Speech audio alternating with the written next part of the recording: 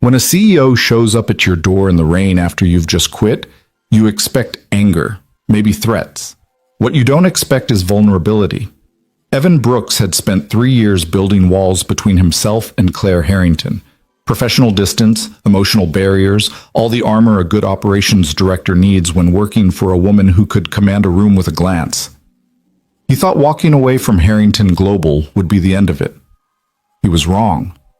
Because the woman standing on his doorstep wasn't wearing her corporate mask anymore.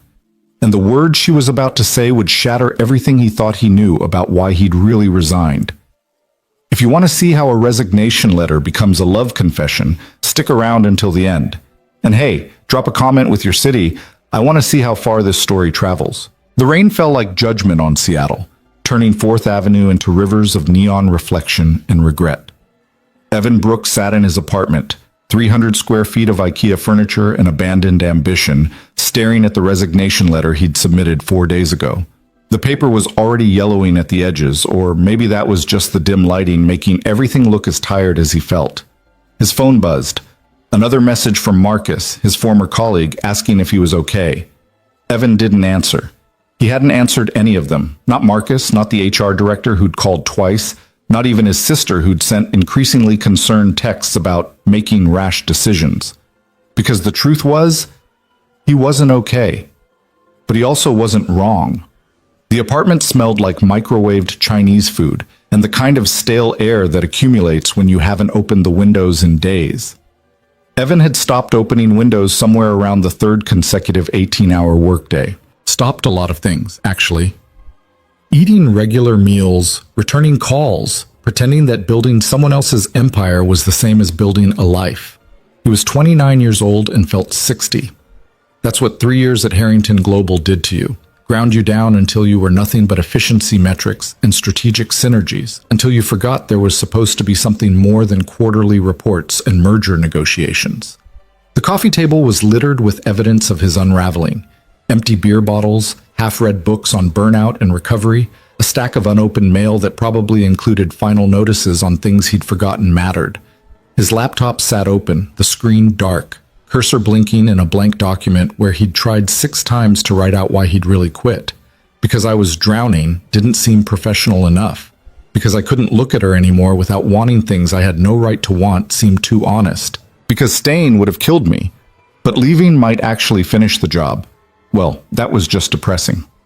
The knock on the door came at 9:47 p.m., sharp and insistent, cutting through the white noise of rain and despair. Evan didn't move. Probably Marcus coming to do a wellness check, or maybe his sister who lived across town and had threatened to come over there and make sure you're still breathing after he'd ignored her last 3 calls.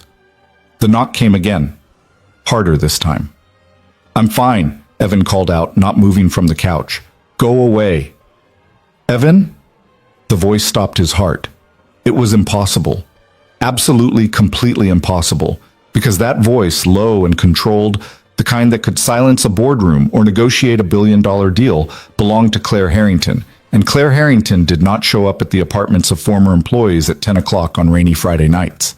Claire Harrington sent emails, made phone calls through her assistant, operated from positions of power and control. She didn't stand in hallways of mediocre apartment buildings in Lower Queen Anne, getting soaked because the roof leaked in 3 places and the landlord didn't care. "Evan, I know you're in there. Open the door."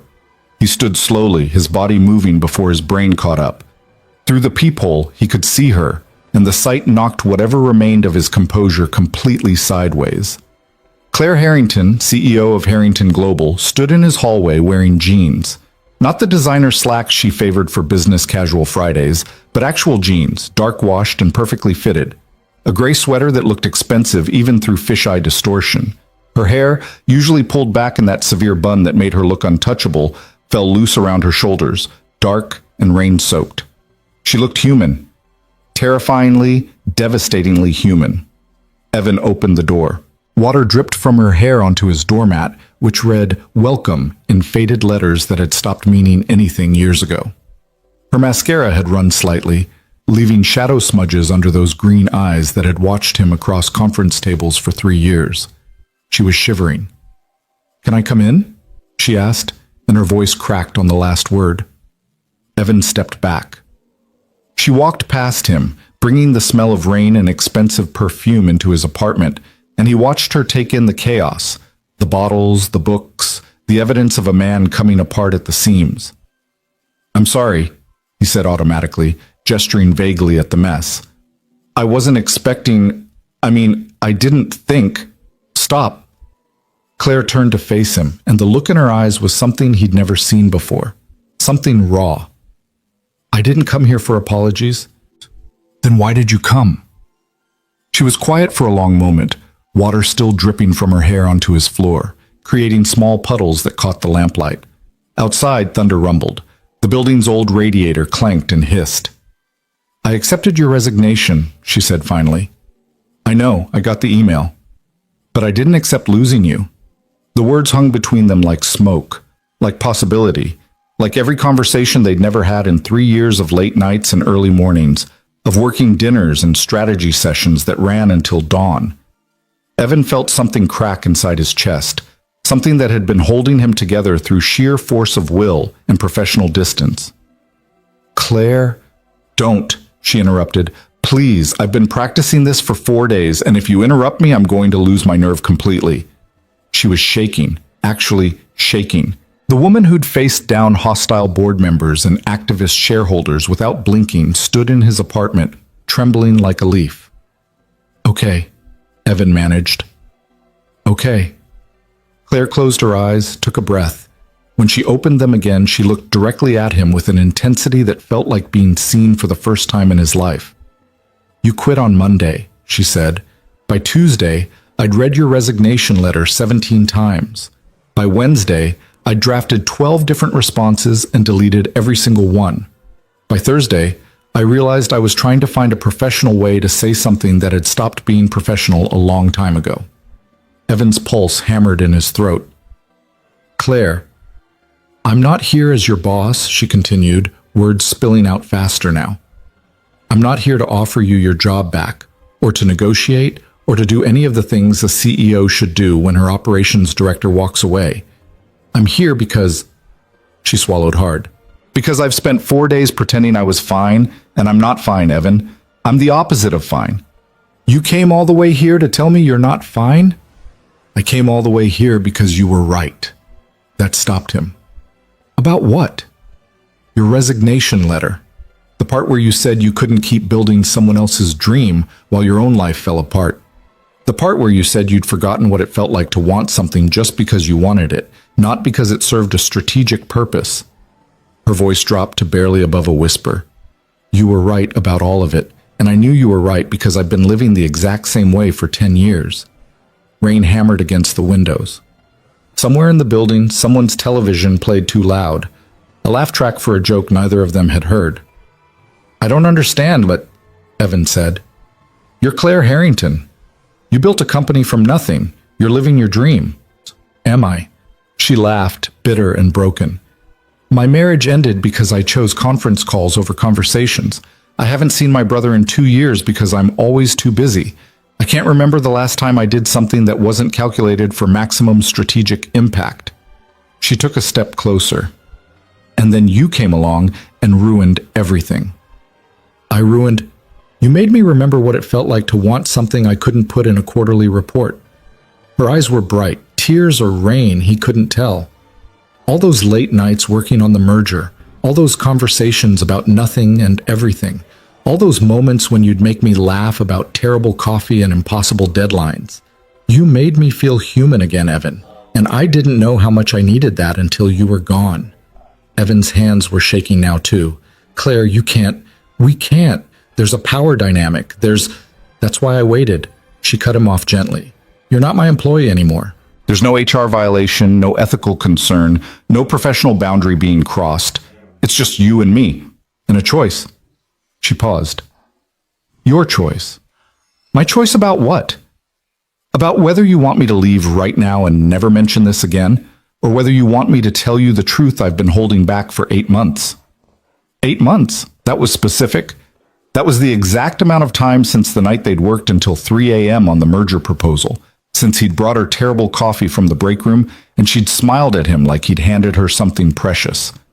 Evan knew he should tell her to leave. Knew he should protect himself, protect his heart, protect whatever remained of his sanity after the worst week of his life. But he'd spent 3 years being smart and professional and appropriate. And where had it gotten him? Sitting alone in an apartment that smelled like failure and regret. "Tell me," he said. Claire's expression shifted, relief and terror in equal measure. "I'm in love with you," she said, and the words came out like confession, like surrender. "I've been in love with you since you brought me coffee at 3 in the morning and told me I needed to go home before I forgot what my apartment looked like. Since you argued with me about the Parker acquisition and were the only person in the building brave enough to tell me I was wrong. Since you sent me that email about work-life balance being a myth perpetuated by people who don't have lives outside work, and I realized you were describing both of us." Evan couldn't breathe. The room felt too small, too warm, too full of possibility and danger. "You don't know what you're saying," he managed. "You're Claire Harrington. You don't... People like you don't what? Don't fall in love, don't show up at apartments in the rain like some romantic comedy cliché?" She stepped closer, and he could see the vulnerability in her eyes, the fear. "I'm 34 years old, Evan. I've built a company worth $500 million. I've negotiated deals that would make your head spin, but I have never, ever been more terrified than I am right now, standing in your apartment, hoping you don't tell me to leave." "Why would I tell you to leave?" "Because I'm intense. I'm difficult. I work too much and I forget to eat lunch, and I can be controlling and demanding and impossible." "Claire." He said her name like a prayer, like a promise. "Stop." She stopped, stood there dripping rainwater onto his floor, looking nothing like the powerful CEO who'd commanded his professional life for 3 years, and everything like the woman he'd fallen for somewhere between strategic planning sessions and midnight coffee runs. "I quit because I was drowning," Evan said quietly. "But not just because of the work." Her eyes widened. "Then why?" "Because every time I looked at you across a conference table, every time we stayed late working on some deal or merger, every time you smiled at something I said, I wanted things I had no right to want. And I couldn't keep doing it. Couldn't keep pretending I was just your operations director, that all those conversations were just about business." He ran a hand through his hair. "I was in love with my boss and it was killing me." The confession hung in the air between them. "Was?" Claire asked, her voice barely audible. "Am," Evan corrected. "Present tense. Turns out resignation letters don't cure that particular problem." Something shifted in her expression. Hope, maybe, or relief, or the same terrifying recognition that was currently tearing through Evan's carefully constructed defenses. "So what do we do now?" she asked. "I don't know." It was the most honest answer he'd given in months. "I quit my job 4 days ago because I was having a breakdown. You just showed up at my apartment and told me you're in love with me. This is insane." "Completely insane," she agreed. "We'll probably crash and burn. Most likely.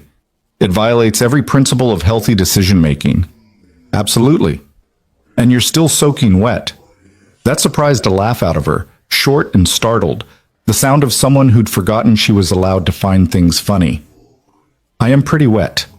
Evan grabbed a towel from the bathroom, handed it to her. She dried her face, her hair, creating a small pile of damp fabric that she set carefully on the arm of his couch. "I have a proposition," Claire said, and despite everything, despite the emotional chaos of the last 10 minutes, her voice took on that familiar note of controlled authority. "And before you say anything, I want you to know you can say no. You can tell me to leave right now, and Monday morning I'll send you a standard severance package, and we'll never speak of this again." But if you're willing to hear me out, I'd like to offer you something different than what we had before." Evan waited. Claire walked to the window, looked out at the rain-soaked street below. "I've been thinking about what you said in your resignation letter, about building someone else's dream, about forgetting what it feels like to want something." She turned back to face him. "What if we built something different? Not a return to how things were, but something new." "I'm listening." "Harrington Global needs an operations director. But more than that, it needs someone who understands that success isn't measured in quarterly earnings and market share. Someone who gets that people aren't resources to be optimized. They're humans who need balance and boundaries and lives outside the office." She paused. Someone who'd be brave enough to tell the CEO when she's pushing too hard, including pushing herself. "You're offering me my job back." "No." Claire's voice was firm. I'm offering you a different job. Chief Operating Officer reporting directly to the board, not to me. Autonomous decision-making power over company culture and employee wellness programs. The authority to implement real work-life balance initiatives, even if I argue about them. Especially if I argue about them. Evan stared at her. That's a promotion. It's a necessity. I've been running Harrington Global like it's a machine that needs maximum output. And you were right. That breaks people. It broke you. It's been breaking me for years, I just didn't see it. She moved closer. I need someone who won't let me turn the company into a burnout factory. Someone who will fight for the humans in the building, not just the bottom line. And you think that someone is me? The guy who just had a breakdown and quit via email? I think that someone is exactly you. Because you had the courage to walk away when it cost you everything. Because you chose yourself over a paycheck and a title. Because you're the only person I know who understands the difference between building a company and building a life. Claire's voice softened. And because I trust you, Evan, I trust you to tell me the truth even when it's hard to hear. The offer hung in the air between them, tempting and terrifying in equal measure. There's a problem, Evan said quietly. What problem? You just told me you're in love with me. I just told you I'm in love with you. And now you're offering me a job where I'd be working closely with you every day. That seems like a recipe for disaster. Claire nodded slowly. You're right, which is why we need to make a choice right now about what this is. I'm not following. We can't be colleagues and lovers simultaneously. Not in a healthy way. So we choose. She met his eyes. Either you take the job and we remain strictly professional, friends maybe, if we can manage it, but nothing more. Or we explore whatever this is between us and you find work somewhere else. No middle ground. No trying to have both. It was such a Claire solution. Clean boundaries, clear expectations, no room for ambiguity, and it was completely impossible. You're asking me to choose between a career opportunity and a relationship that doesn't even exist yet? I'm asking you to choose what you need, Claire corrected, not what's practical or strategic or smart, what you actually need. Evan looked at her, really looked at her. She was still shivering slightly, still damp from the rain, still the most beautiful and infuriating woman he'd ever known. In 3 years of working together, he'd seen her confident, demanding, brilliant, ruthless. He'd never seen her vulnerable, never seen her risk anything that wasn't carefully calculated. Until tonight. What do you need? He asked. She smiled, sad and small. I need you to choose what's right for you, not what you think I want to hear. That's not an answer.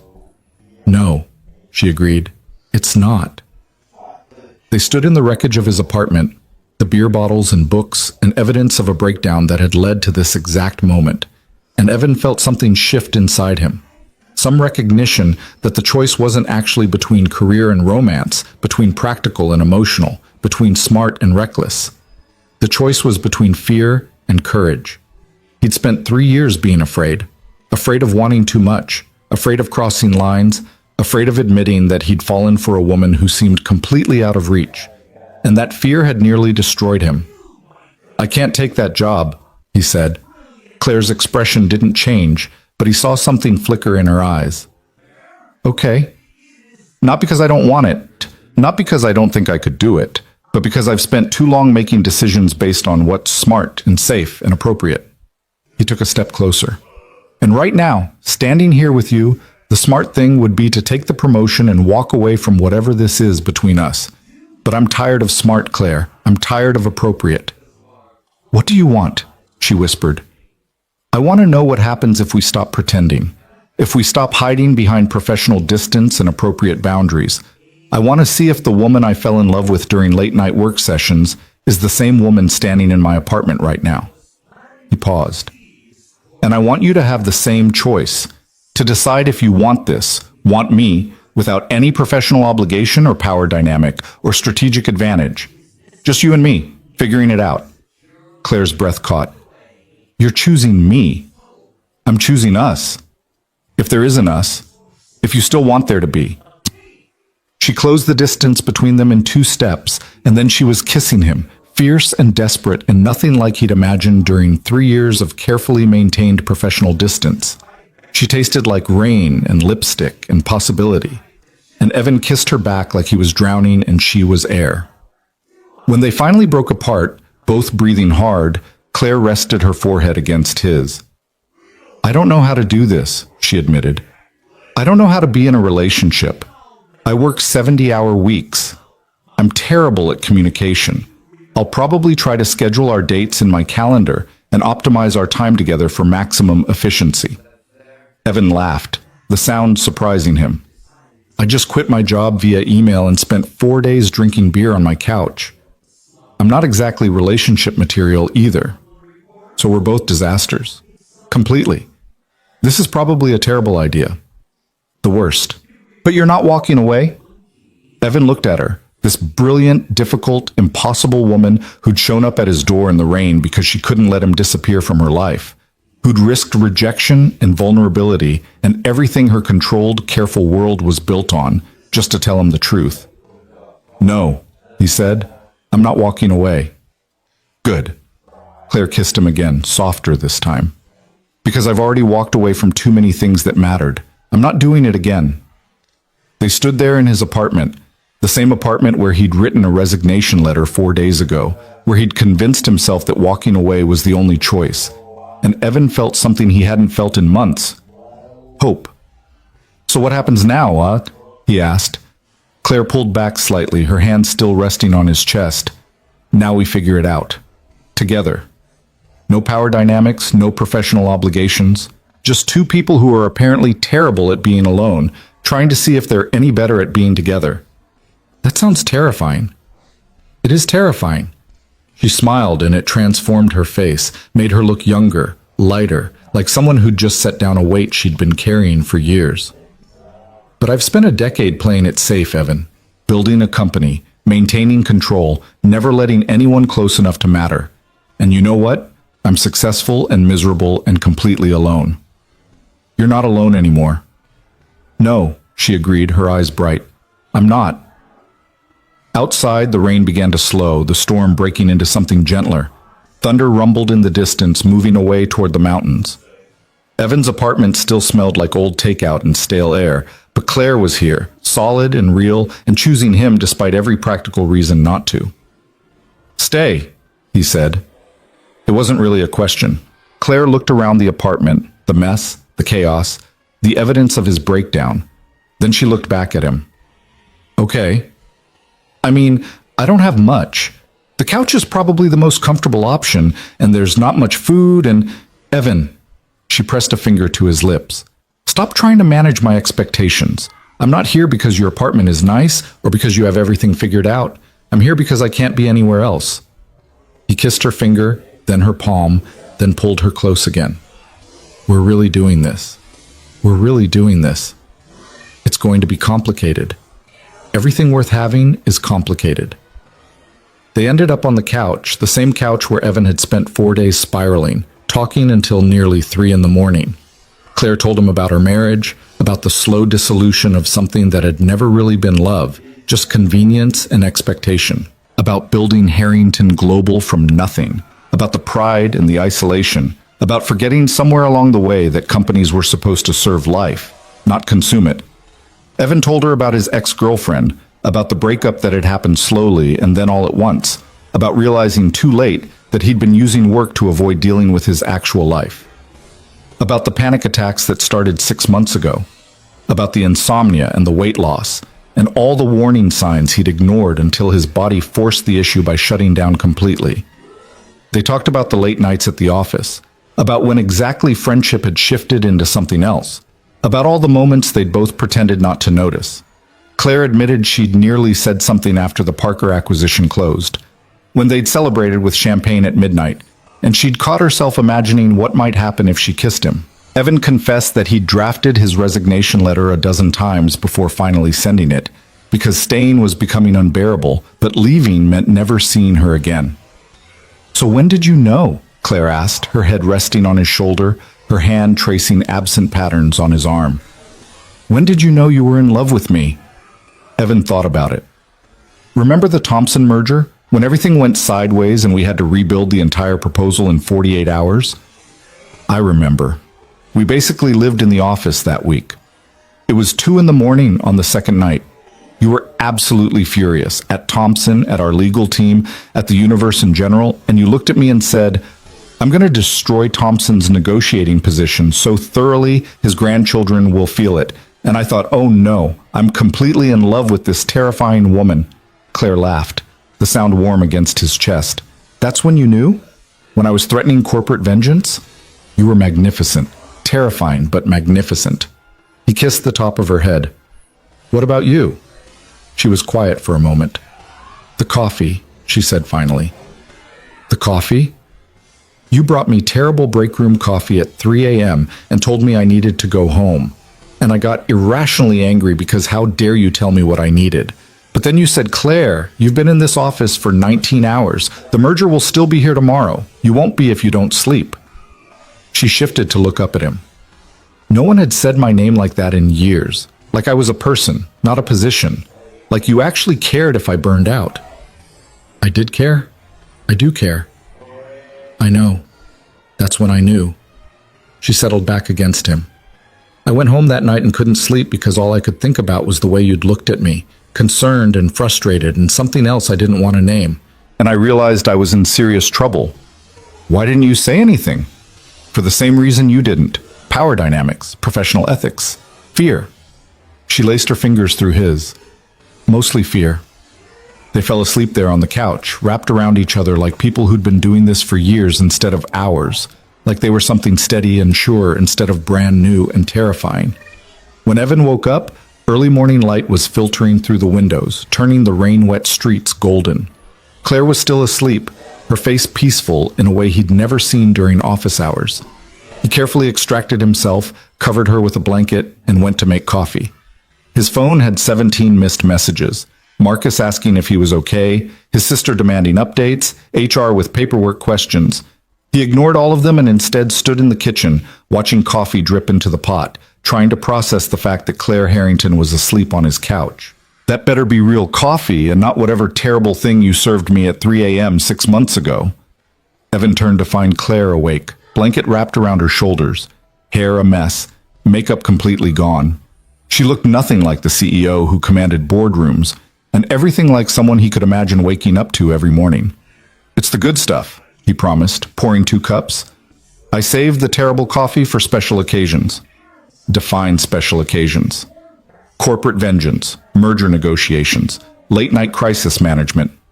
She accepted the cup, took a sip, made a face. This is still pretty terrible. Yeah, well, I quit my job. Coffee budget took a hit. Claire set down her cup, suddenly serious. About that. About the job offer. I meant what I said last night. It's yours if you want it, even with us. This. She gestured between them. The board reports directly to them. You'd have complete autonomy. We could make it work professionally. But Claire. But I also meant what I said about choosing, about not trying to have both. So if you want to explore this, us, then we figure out the career stuff separately. No pressure, no obligations. Evan leaned against the counter, studying her. What do you want? I want you to be happy. I want you to heal from whatever broke in you that led to that resignation letter. I want...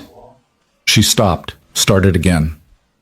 I want to be with you without guilt or complications or power dynamics. I want to see if we can be as good together in real life as we were in my head for 8 months. Even if it means I don't come back to Harrington Global? Even if, especially if. She moved closer. I spent 10 years building a company. I can spend some time building a relationship. It should have been a hard decision. Turning down a promotion, a significant raise, the chance to implement real change at a company he'd poured 3 years of his life into. But standing in his tiny kitchen with terrible coffee and morning light, and Claire wrapped in his blanket, it felt like the easiest choice he'd ever made. I need time, he said, to figure out who I am when I'm not drowning. To build something that's mine, not just a role in someone else's vision. To remember what I actually want from life. Claire nodded. How much time? I don't know. A few months at least. Maybe longer. He set down his coffee. Is that okay? It's more than okay. It's healthy. She smiled. Look at us, making mature decisions about boundaries and personal growth. We're very evolved. Practically enlightened. They both laughed, and it felt good, easy in a way nothing between them had ever been easy before. "So what does this look like?" Evan asked. "Us, I mean, if we're doing this." Claire considered. "I don't know. I've never dated someone I used to work with. Never dated anyone who actually knew me, really. My ex-husband thought he married a rising business star. He didn't realize he'd married someone obsessed with success to the exclusion of everything else." "You're more than success." "Am I? I'm not sure I know how to be." She looked vulnerable again, uncertain. "What if I'm terrible at this? What if I can't turn off the CEO part of my brain? What if I try to schedule intimacy and optimize our relationship for maximum efficiency?" "Then I'll call you on it," Evan said simply. "The same way I called you on pushing too hard at work. The same way you called me on using deadlines to avoid dealing with my actual problems." He pulled her close. "We figure it out together, messily, imperfectly, without trying to control every variable." "I'm not good at mess." "I know, but maybe that's why we work. You need someone who's okay with chaos. I need someone who believes in building towards something." Claire rested her head against his chest. "This is terrifying." "Yeah, we could fail spectacularly.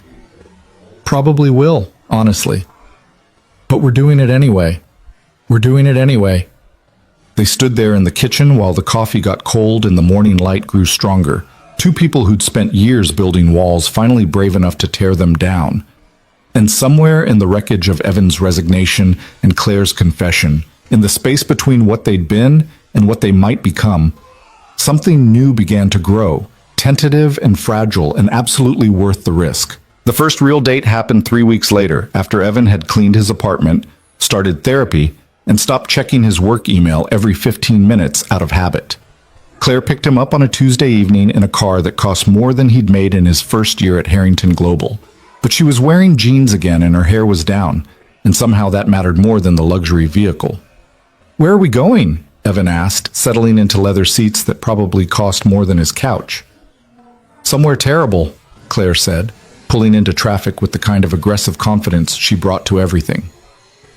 "I asked Marcus what you like to do for fun. He said you used to talk about this dive bar in Fremont that had terrible bands and good wings." Evan stared at her. "You asked Marcus about me?" "I'm gathering intelligence. It's what I do." She glanced at him, suddenly uncertain. "Is that weird?" "That's weird, isn't it?" "I'm being weird." "It's kind of weird," he admitted, "but also kind of perfect." The bar was exactly as terrible as Evan remembered. Sticky floors, off-key karaoke, wings that were somehow both burnt and undercooked. Claire looked completely out of place in her expensive jeans and cashmere sweater, but she ordered a beer without hesitation and didn't even flinch when the bartender served it in a plastic cup. "This is awful," she said, taking a sip. "I know. Isn't it great?" "I genuinely can't tell if you're being ironic." Evan laughed, the sound surprising him with its ease. 6 months ago, I would have taken you somewhere nice. Somewhere that matched the image of what dating a CEO should look like. But I'm trying this new thing where I don't perform for people anymore." Claire set down her beer, studied him seriously. "And what does not performing look like?" "This. Terrible bars and honest conversation, admitting that I have no idea what I'm doing with my life right now. Letting you see the parts of me that aren't strategic or impressive." "I like those parts," Claire said quietly. "I think I like them best." They stayed for 3 hours, talking over music that hurt their ears and wings that progressively got worse with each order. Claire told him about growing up in Boston, about parents who'd expected her to be a lawyer or a doctor, about choosing business school instead, and having to prove herself twice as hard because she deviated from the plan. About building Harrington Global in a male-dominated industry, about the loneliness of being the youngest woman CEO in her sector. Evan told her about his family, about parents who were still together but had forgotten why, about a sister who worried too much, about choosing operations management because it felt safe and structured when his actual dreams had been messier and less defined. "What did you want to be?" Claire asked. "Before you chose safe," Evan hesitated, then figured honesty was the point. A writer, maybe a journalist, something that involved telling stories, making sense of chaos. But that felt impractical, so I got my MBA instead and convinced myself that operations was close enough. Is it close enough? No, he admitted. It turns out optimizing supply chains is nothing like telling stories that matter. Claire was quiet for a moment, her fingers tracing patterns on the sticky table. I wanted to be an architect, she said finally. I loved the idea of building things that would last, that would shape how people lived and moved through space. But architecture felt too uncertain, too dependent on vision and inspiration. Business was something I could control. Do you ever regret it? Every day, she said, then laughed at his expression. Not the company. I'm proud of what I've built. But sometimes I walk past buildings downtown and wonder what I could have created if I'd been braver. If I'd trusted that the uncertain path might lead somewhere worth going. A drunk couple stumbled past their table, singing off-key to a song that hadn't been popular since 2005. The bartender yelled something about last call, even though it was only 10 p.m. Claire's phone buzzed with what was probably an urgent business matter, and she didn't even glance at it. Thank you, Evan said. For what? For being here. For not checking your phone. For admitting you wanted to be an architect. He reached across the table, took her hand. For being just as much of a mess as I am. Claire's fingers tightened around his. I'm not a mess. I'm strategically challenged in the area of personal relationships. That's just a fancy way of saying mess. Fine. I'm a mess. She smiled, and it was the real smile. The one that transformed her face, made her look younger and lighter, and absolutely beautiful. But I'm your mess now, I guess. They left when the bar actually did close, walking to the car through streets that smelled like rain and possibility. Claire drove him home but didn't leave, following him up the stairs to his apartment that was cleaner now, but still basically the same collection of IKEA furniture and abandoned ambition. Can I ask you something? Claire said, standing in his living room like she was trying to memorize the space. Anything. Are you happy? Right now, in this moment, are you happy? Evan thought about it. 3 weeks ago, he'd been drowning in depression and unemployment. Now he was standing in his apartment with a woman who terrified and fascinated him in equal measure, with no job and no plan and no certainty about anything except that he wanted to keep seeing where this led. Yeah, he said. I think I am. Claire kissed him then, soft and searching, like she was asking a question only their bodies could answer. They ended up on his bed, the same bed where he'd spent countless sleepless nights worrying about quarterly reports and merger deadlines. And everything that happened next was slow and deliberate and nothing like the efficient, optimized version of intimacy Evan had gotten used to in his previous relationship. Afterwards, lying tangled in sheets that probably needed washing, Claire traced the scar on his shoulder from a cycling accident years ago. Tell me something true, she said. Something you've never told anyone. Evan considered lying, making something up that would sound impressive or deep. But that was the old version of himself. The one who performed instead of being. I'm scared, he admitted. I'm 30 years old with no job and no plan, and I just started something with a woman who's probably going to realize I'm not worth the trouble. And I'm terrified that this feeling, this happiness, is temporary. That I'm going to wake up one day and realize I've made a huge mistake. Claire was quiet for so long that Evan thought maybe he'd said too much, been too honest, revealed too much of the fear that lived under his skin. Then she said, I fired someone last week for incompetence.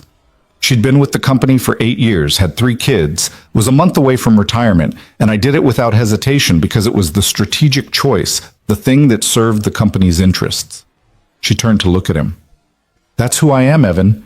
Someone who can ruin a person's life and sleep fine afterwards. Someone who's optimized empathy out of her decision-making process. That's not all you are, isn't it? I've spent 10 years becoming exactly this person. Efficient, ruthless, focused entirely on outcomes. What if that's all that's left? What if the woman you think you're falling for doesn't actually exist? Evan rolled onto his side, facing her fully. The woman I'm falling for showed up at my door in the rain because she couldn't let me disappear. She orders terrible beer in dive bars and admits she wanted to be an architect. She's lying in my bed right now, being honest about her fears instead of pretending everything's fine. He paused. That woman exists, Claire. I know, because I'm looking at her. Tears gathered in Claire's eyes, actual tears from a woman who probably hadn't cried in a boardroom in her entire life. I don't know how to do this. How to be vulnerable and powerful at the same time. How to run a company and have a relationship. How to be enough for you while still being who I need to be professionally. Then we figure it out together, Evan said simply. Messily. Without a strategic plan or optimization metrics. We just try. I'm not good at trying without a plan. I know, but maybe that's the point. Maybe we both need to learn how to build something without knowing exactly what it's going to look like. They fell asleep like that, wrapped around each other, two people who'd spent years being alone finally brave enough to be together. And when Evan woke up in the morning, Claire was still there. No early departure for meetings, no strategic retreat to maintain distance. Just her, sleep soft and human, breathing steady against his chest. The weeks that followed developed a rhythm that felt nothing like the careful structure of their working relationship. Claire would show up at his apartment after brutal days at the office, still wearing her corporate armor, and Evan would make her laugh until she remembered how. He started writing again. Not anything serious, just observations and stories, fragments of the life he'd put on hold. Claire read everything, offering feedback that was sometimes too honest but always came from a place of genuine interest.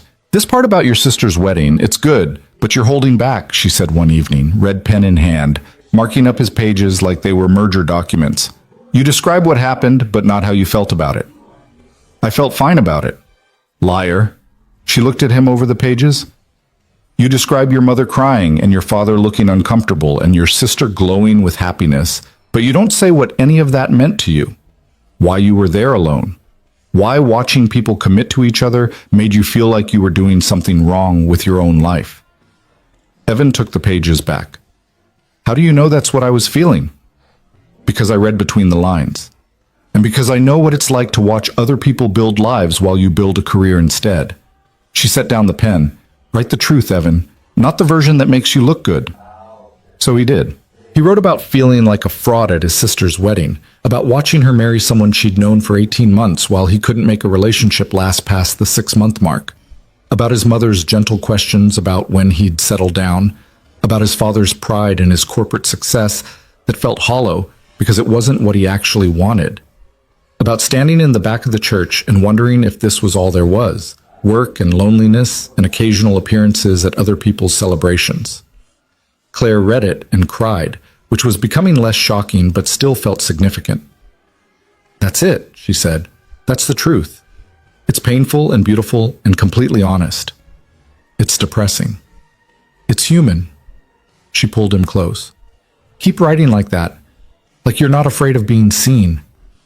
But the truth was, Evan was afraid. Because the more time he spent with Claire, the more he realized how much he'd invested in something that still felt impossibly fragile. They'd been together 2 months, and already he couldn't imagine going back to the careful loneliness of his old life, which meant she had the power to destroy him completely. He should have known it couldn't last without complications. The first crack appeared on a Thursday evening when Claire showed up 90 minutes late for dinner, still on her phone, barely apologizing before diving back into whatever crisis had consumed her day. Evan had actually cooked, not just ordered takeout, and the pasta was cold by the time she sat down.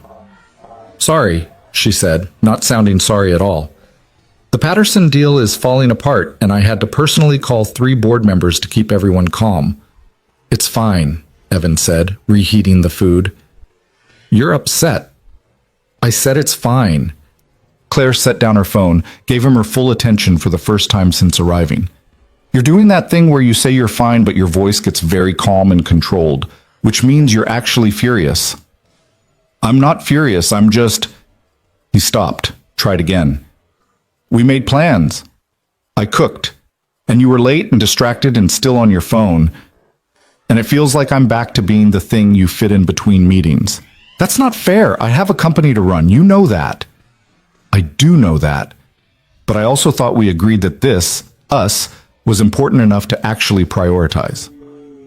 Claire's expression hardened in a way Evan recognized from conference rooms and difficult negotiations. So what? I'm supposed to let deals fall apart because we have dinner plans? I'm supposed to risk millions of dollars and dozens of jobs because you cooked pasta? That's not what I'm saying.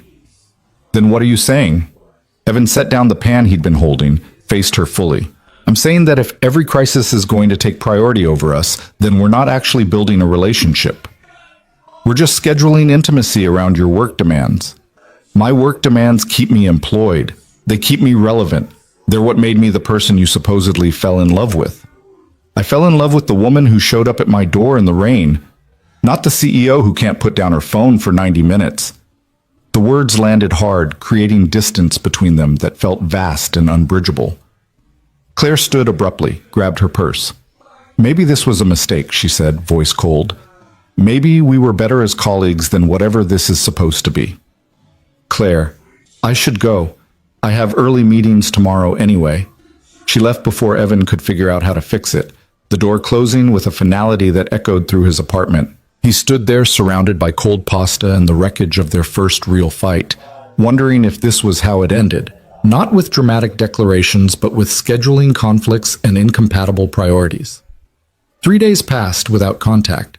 Evan wrote and deleted 17 text messages, each one sounding either too desperate or too casual. His therapist, a woman in her 50s who'd seen enough burned-out professionals to fill a stadium, listened to his description of the fight and asked what he was actually afraid of. That she was right, Evan admitted, that this was a mistake, that we're too different to make it work. Or, Dr. Chen prompted, or that I'm too damaged to be in a relationship with someone that intense, that I'll always feel like I'm competing with her company for attention. Are those the only options? Evan thought about it. No. The third option is that we're both terrible at this and need to figure out how to communicate without destroying each other in the process. That sounds more accurate. Dr. Chen smiled. Relationships require practice, Evan, especially when both people are recovering from years of prioritizing everything except their emotional health. The text from Claire came on Sunday afternoon. Can we talk? Not at your place or mine, somewhere neutral. They met at a coffee shop in Capitol Hill, the kind of place that took coffee so seriously it felt vaguely threatening. Claire looked tired, like she hadn't been sleeping, and Evan probably looked the same. I was wrong, she said before he could speak. About Thursday. About saying this was a mistake. I was angry and scared, and I said something I didn't mean to hurt you. I was wrong too, Evan replied. I made you choose between me and your company, which isn't fair. I know who you are, knew it from the beginning. But you weren't wrong about the priority issue. Claire wrapped her hands around her coffee cup like she needed something to hold on to. I've spent 10 years making work the center of everything, and part of me is terrified that if I stop doing that, I'll lose the thing that defines me. The company doesn't define you. Doesn't it? When people think of Claire Harrington, they think of Harrington Global. They think of the woman who built a $500 million company before 35. Take that away and what's left? Evan reached across the table, took her hand. The woman who wanted to be an architect, who shows up in the rain, who cries over honest writing and orders terrible beer. The woman who's brave enough to be vulnerable with someone who's just as scared as she is. Claire's eyes filled with tears. I don't know how to be that woman, and the CEO at the same time. Then maybe you don't have to be both all the time. Maybe you can be the CEO at work and just Claire with me. Just Claire, she repeated like the concept was foreign. I'm not sure I know who that is. Then we figure it out together. But Claire, he waited until she met his eyes. I need you to actually choose this sometimes. Not just when it's convenient, not just when there's no crisis demanding your attention. I need to know that I matter enough to occasionally take priority. She nodded slowly. You're right, and I'm sorry. When the Patterson deal started falling apart, I reverted to default mode. Work is everything. Everything else can wait. I didn't even think about how that would make you feel. It made me feel like I was back to being your operations director. Someone useful, but ultimately expendable. You're not expendable. She stopped, started again. You're the only person in my life who sees me as something other than a function. Who wants to know about the architecture I never designed and the dreams I deferred? Who makes me feel like I'm allowed to be human instead of perfect? They sat there while expensive coffee got cold and the Sunday afternoon crowd filtered in and out, just holding hands across a table like it was the most important negotiation either of them had ever conducted. "I have an idea," Claire said finally. "I don't know if it'll work, but I want to try. I'm listening. Tuesday and Thursday evenings are yours. No meetings, no calls, no work emergencies unless someone is literally dying or the company is literally burning down. Those nights, I'm not the CEO. I'm just Claire, figuring out how to be in a relationship." She paused. "And in exchange, I need you to understand that the other nights I might be consumed by work. That building a company requires intensity that doesn't fit neatly into business hours. That's a very CEO solution to a relationship problem. I know, but it's the best I can offer right now. Structure helps me manage competing priorities." Evan considered it. Part of him wanted to argue that love shouldn't need scheduling, that real relationships were spontaneous and all-consuming, but that was romantic fantasy, not reality. And the reality was that Claire ran a major company, and he was trying to rebuild a life, and maybe structured time together was better than constant conflict about availability. "Okay," he said, "Tuesday and Thursday evenings, plus we check in every morning, even if it's just a text. So I know you're thinking about me even on the days we don't see each other." Claire smiled, genuine and relieved. "Deal, but I get to set one condition too." "What condition?" "You keep writing. Not just as a hobby, but seriously. I want to see you build something that's yours, not just recover from what broke." She squeezed his hand. "I fell in love with someone who wanted more than just survival. I want to see you actually pursue that." It was terrifying and exactly what Evan needed to hear. "Okay, I'll keep writing. Promise?" "Promise." They left the coffee shop hand in hand, walking through Capitol Hill like two people who'd just navigated their first major crisis without completely destroying each other. It wasn't perfect. The schedule felt artificial. The compromise felt like settling. But it was honest. And maybe honesty was more important than perfection. That night, Claire came over for what wasn't technically her scheduled evening, and they ordered takeout and watched terrible reality television and didn't talk about work or writing or any of the heavy things that had consumed them for days. They just existed together, and it was enough. Later, lying in bed with Claire's head on his chest, Evan said, "I'm still scared." "Of what?" "That this won't be enough. That eventually you'll choose the company over me. That I'll resent you for being more successful, more driven, more everything." Claire was quiet for a long moment. "I'm scared too. That I'll fail at this the way I've failed at every other relationship. That you'll realize I'm too difficult, too intense, too married to my work. That I'll wake up one day and you'll be gone because I couldn't figure out how to balance everything." So we're both terrified. "Completely." She turned to look at him. "But we're doing it anyway." "Yeah," Evan agreed. "We're doing it anyway." And somehow, in the admission of fear and the honesty about their limitations and insecurities, they found something stronger than certainty. They found commitment, not to perfection, but to trying, to showing up even when it was hard, to communicating even when it hurt, to building something together even when they had no idea if it would work. It wasn't the romance of movies or novels. It was messier, harder, more complicated, but it was real. And for two people who'd spent years hiding behind professional masks and strategic distance, real was revolutionary. The Tuesday-Thursday arrangement lasted 6 weeks before it fell apart spectacularly. Not because either of them stopped trying, but because Claire's company launched an acquisition that required her attention 7 days a week for 3 weeks straight, and Evan's writing finally started getting traction when a literary magazine accepted one of his essays about corporate burnout. They were both succeeding, just not at being together. "I can't do this," Claire said on what should have been a Thursday evening, but was actually her 5th consecutive night at the office. She'd called Evan at midnight, voice raw with exhaustion. "I'm trying to close the biggest deal of my career and I feel guilty every second I'm not with you. And when I am with you, I'm thinking about the 20 fires I'm not putting out. I'm failing at everything." Evan sat up in bed, wide awake now. "You're not failing." "I missed Tuesday completely. I forgot to text you yesterday morning. I can't remember the last time we had an actual conversation that wasn't me apologizing for being unavailable." She sounded close to tears. "Maybe we were wrong about this. Maybe we can't make it work." Don't say that. Why not? It's true, isn't it? I'm who I've always been, someone who can't balance a relationship and a career, and you deserve someone who can actually show up. Evan got out of bed, started pacing his apartment. Outside, Seattle sparkled with late-night lights, all those people living their lives while his threatened to come apart again. Where are you right now? My office, where I've been for the last 16 hours. I'm coming there. Evan, it's midnight. I know what time it is. I'm coming there anyway. He hung up before she could argue, threw on clothes, and called a car. 20 minutes later, he was walking into Harrington Global for the first time since his resignation, past security, who looked confused but let him through when he mentioned Claire's name, up to the executive floor that had been his second home for 3 years. Claire's office door was open, light spilling into the hallway.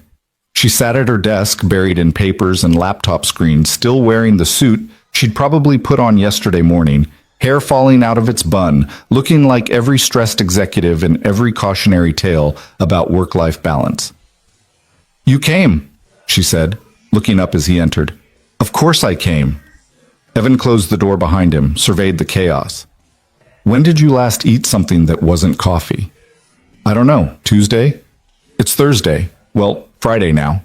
He pulled out his phone, ordered food from the only place still delivering at this hour. Then he sat in the chair across from her desk, the same chair where he'd sat through countless meetings, back when their relationship was simple and clear and completely professional. "You shouldn't be here," Claire said, but she didn't sound convinced. "Probably not. But here's the thing I realized on the drive over. We've been approaching this wrong." "What do you mean?" "The schedule, the boundaries, the trying to separate CEO Claire from regular Claire. It doesn't work because you're not two different people. You're one person who's trying to do everything perfectly and destroying herself in the process." He leaned forward. "So what if we stopped trying to compartmentalize? What if we just figured out how to exist in each other's actual lives instead of creating artificial spaces where we pretend the rest doesn't exist?" Claire stared at him. "You want to integrate instead of separate." "Exactly. I can't keep pretending your company doesn't matter to you. And you can't keep trying to be a different person on Tuesday and Thursday evenings, so we find a different way." "What way?" "I don't know yet. But maybe it starts with me being here right now while you close this deal. Not trying to pull you away from it, just being present while you do what you need to do." The food arrived, terrible Chinese food that was somehow exactly what Claire needed. She ate while reviewing contracts, and Evan read on his phone, and they existed in the same space without demanding anything from each other except presence.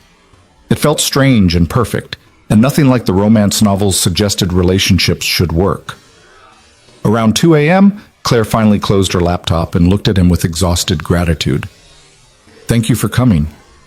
Thank you for letting me." Evan stood, offered his hand. "Come on, you need sleep." "I can't leave. I have a 7 a.m. call with the acquisition team." "Then we sleep here. You have a couch in your office that's nicer than my bed." They did exactly that. Collapsed on her office couch like college students pulling an all-nighter, Claire's head on his chest, both of them too tired for anything except the comfort of not being alone. When her alarm went off 4 hours later, Evan woke to find her already up, reviewing notes for her call. But she'd covered him with her suit jacket and left a note on the coffee table. "Thank you for understanding. I'll make it up to you." He left before her meeting started, catching an early car back to his apartment, and thought about what understanding actually meant. Not accepting neglect or second-place status, but recognizing that love wasn't about equal time distribution or scheduled intimacy. It was about showing up in the ways that mattered, even when, especially when, it was inconvenient. That weekend, when the acquisition finally closed and Claire had 48 hours to recover before the next crisis, she showed up at his door with a proposal. "Move in with me," she said, no preamble, just direct and immediate, like she approached everything that mattered. Evan, who'd been making coffee in pajama pants, nearly dropped the pot. "What?" "Move in with me. We're doing this backwards anyway, trying to maintain separate lives while building a relationship. It's not working, so let's just stop pretending we're casual about this." She walked past him into the apartment, the same way she'd walked in that rainy night months ago. "I have a house in Queen Anne with 3 bedrooms and an office you could use for writing. You're spending half your time at my place anyway when I'm not drowning in work. Just make it official." Claire, we've been together 3 months. I know, it's fast. It's probably too fast. But I'm tired of half measures and scheduled intimacy and pretending we can do this without actually committing. She turned to face him. I want to wake up with you every morning. I want to come home to you instead of an empty house. I want to build something real, not whatever compromise we've been attempting. Evan set down the coffee pot, trying to process. This feels like a reaction to the stress of the acquisition. It's not. I've been thinking about it for weeks. The acquisition just made it clear that the current arrangement isn't sustainable. She moved closer. I love you, Evan. I know we haven't said it explicitly yet, but I do. And I'm tired of being scared of that. Tired of holding back because it might not work out, or because it's too soon, or because conventional wisdom says we should wait. I love you too, Evan said, the words feeling both huge and simple. But moving in together, that's a big step. I know, and if you're not ready, I'll wait. But I wanted you to know that I'm ready, that I'm all in on this, whatever this becomes. Evan thought about his apartment, 300 square feet of IKEA furniture and lingering depression, a space he'd never really made into a home because he'd been too busy drowning to care about throw pillows or artwork. Then he thought about Claire's house, the place he'd been to a handful of times with its high ceilings and natural light and room for all the life he'd put on hold. I need to think about it, he said honestly, not because I don't want to, but because I want to make sure I'm saying yes for the right reasons. Claire nodded, accepting. Take whatever time you need. The offer stands. She left for a meeting, and Evan spent the day walking around Seattle thinking about what moving in together would mean. It would mean comfort and convenience, certainly. But it would also mean losing the independence he'd fought so hard to reclaim. It would mean being constantly available to someone whose life operated at intensity levels that had already burned him out once. His therapist, when he brought it up in their next session, asked him what he was actually afraid of. That I'll disappear again, Evan admitted. That I'll move into her house and her life and somehow stop being myself. That I'll become an accessory to Claire Harrington's success story instead of building my own story. And what makes you think that would happen? Because it's what happened at work. I got so absorbed in making her vision successful that I forgot I was supposed to have my own vision. Dr. Chen nodded thoughtfully. So the question isn't whether you move in with her. It's whether you can maintain your own identity while being in a relationship with someone that intense. Can I? I don't know. Can you? Evan thought about it. About the writing he'd started doing again. About the essay that got accepted. About the tentative sense of self he'd been rebuilding in the months since his resignation. Moving in with Claire didn't have to mean abandoning that. It could mean having a partner who supported it, who wanted to see him succeed at something that was his. But it could also mean exactly what he feared, getting swallowed by her bigger, brighter life. He gave her his answer on a Thursday evening, showing up at her house with a duffel bag and a conditions list he'd written out in careful detail. Yes, he said when she opened the door. But with terms. Claire smiled, amused and intrigued.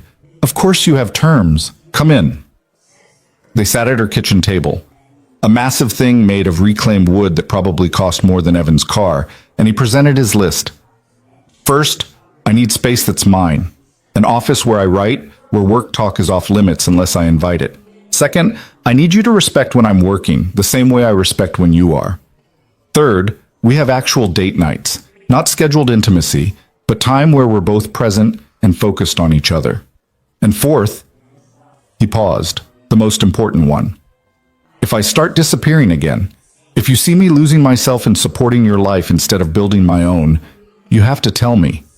Because I can't go back to being that person who forgot how to want things. Claire read through the list carefully, the way she probably reviewed contracts. Then she looked up at him with complete seriousness. I accept all of those, but I have one condition of my own. What's that? If I get too absorbed in work, if I start treating you like a convenience instead of a partner, you have to call me on it. The same way you did when you quit. I need you to be honest, especially when it's hard to hear. Deal. Evan extended his hand for a formal shake, and Claire laughed, pulling him into a kiss instead. Moving in was chaos.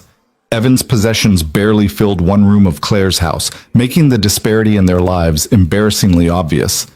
But Claire made space for him anyway, cleared out the third bedroom for his office, bought him a desk that was somehow exactly what he would have chosen, gave him a key and alarm code, and complete freedom to come and go as he pleased.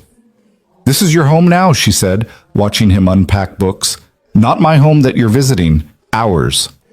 It took weeks for Evan to actually believe that. He kept waiting for Claire to establish rules or boundaries, to reveal that there were hidden expectations about how he should behave in her space. But she never did. When he left dishes in the sink, she washed them without comment. When he stayed up late writing and fell asleep on the office couch, she covered him with a blanket and let him work. When he needed silence and solitude, she gave him that without making it about her. And slowly, the house that had been Claire's became theirs. The first real test came 2 months after he moved in, when Evan's essay about corporate burnout went viral. It was picked up by a major business publication, shared thousands of times, generated heated debates in comment sections about work culture and employee wellness, and it mentioned Harrington Global by name. "I can't believe you published this without telling me," Claire said, laptop open to the essay, her expression unreadable. Evan's stomach dropped.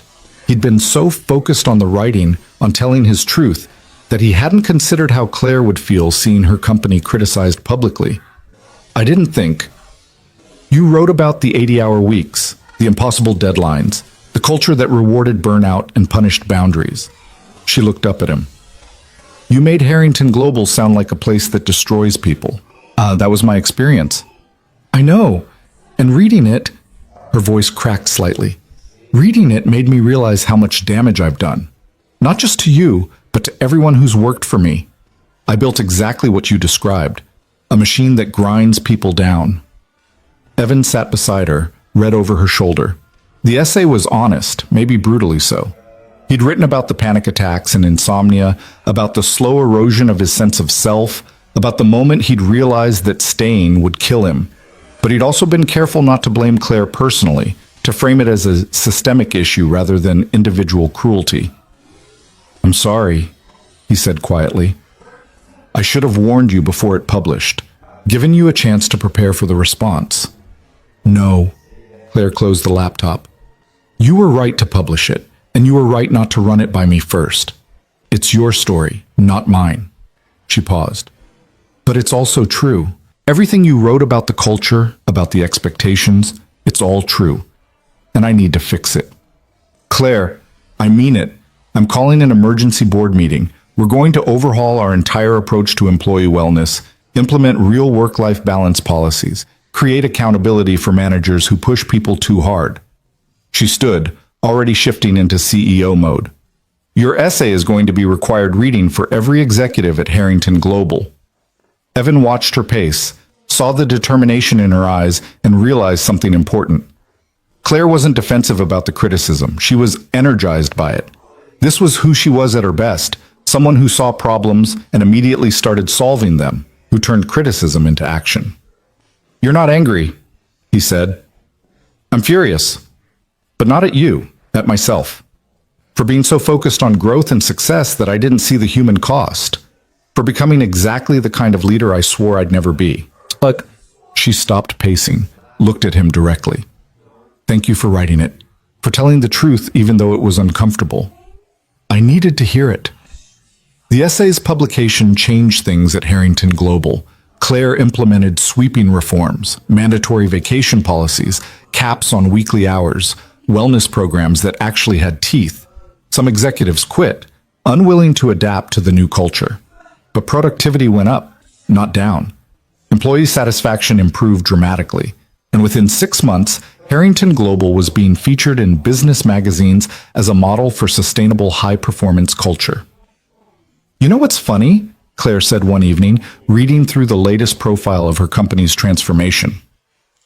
"I spent 10 years building one version of success, and it took your breakdown and brutal honesty to show me what success should actually look like.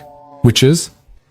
People who can sustain excellence because they're supported, not people who burn bright and fast until they collapse." She set aside the magazine. "I wish I'd figured that out before you had to quit to save yourself." "If you'd figured it out earlier, we wouldn't be here," Evan pointed out. "I wouldn't have quit. You wouldn't have shown up at my door in the rain.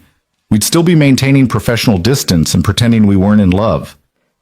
True, but I still hate that it took you breaking to wake me up. Evan pulled her close. Then make it worth something. Keep changing things. Keep being the leader who learns from mistakes instead of defending them. I'm trying. She rested her head on his shoulder. It's harder than I expected.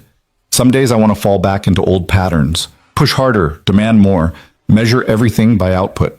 But then I remember reading your essay, realizing I'd created the environment that almost destroyed you, and I find the will to do better. They sat there on the couch in what was now their house, both of them building something different than what they'd imagined. Claire was learning to be a leader who valued people over profit. Evan was learning to be a writer who told uncomfortable truths. And together, they were learning to be partners who supported each other's growth instead of competing for space. But growth was messy. 3 months after the essay's publication, Evan got an offer from a major publisher. They wanted him to write a book about corporate culture and burnout, to expand on the themes from his viral piece. It was everything he'd wanted when he dreamed about being a writer, before he'd convinced himself to pursue the safe path of business school and operations management. It was also terrifying. You have to do it, Claire said immediately when he told her. I don't know if I can. A whole book? I've barely managed to write 15 essays. What if I can't sustain it? What if I run out of things to say? Then you figure it out. But Evan, this is your chance. This is the thing you chose yourself over corporate success to pursue. You can't walk away from it because you're scared, says the woman who walked away from architecture to build a safer business. Claire flinched, the comparison hitting home. You're right.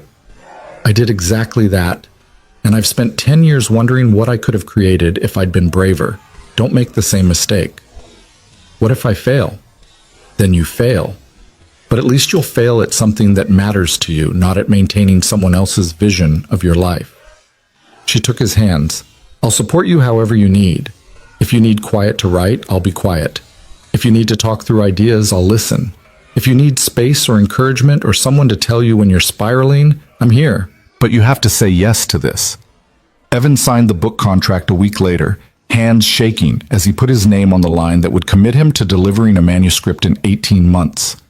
The advance was enough to live on, which meant he could write full-time without financial panic. It also meant he had no excuses left. The writing was brutal. Some days words flowed easily, and he'd fill pages with observations and stories and analysis. Other days he'd stare at blank screens for hours, convinced he was a fraud who'd gotten lucky with one essay and had nothing else to say. Claire learned to read his moods, to know when he needed encouragement and when he needed to be left alone to work through the difficulty himself. I don't know how you do it, Evan said one particularly frustrating afternoon.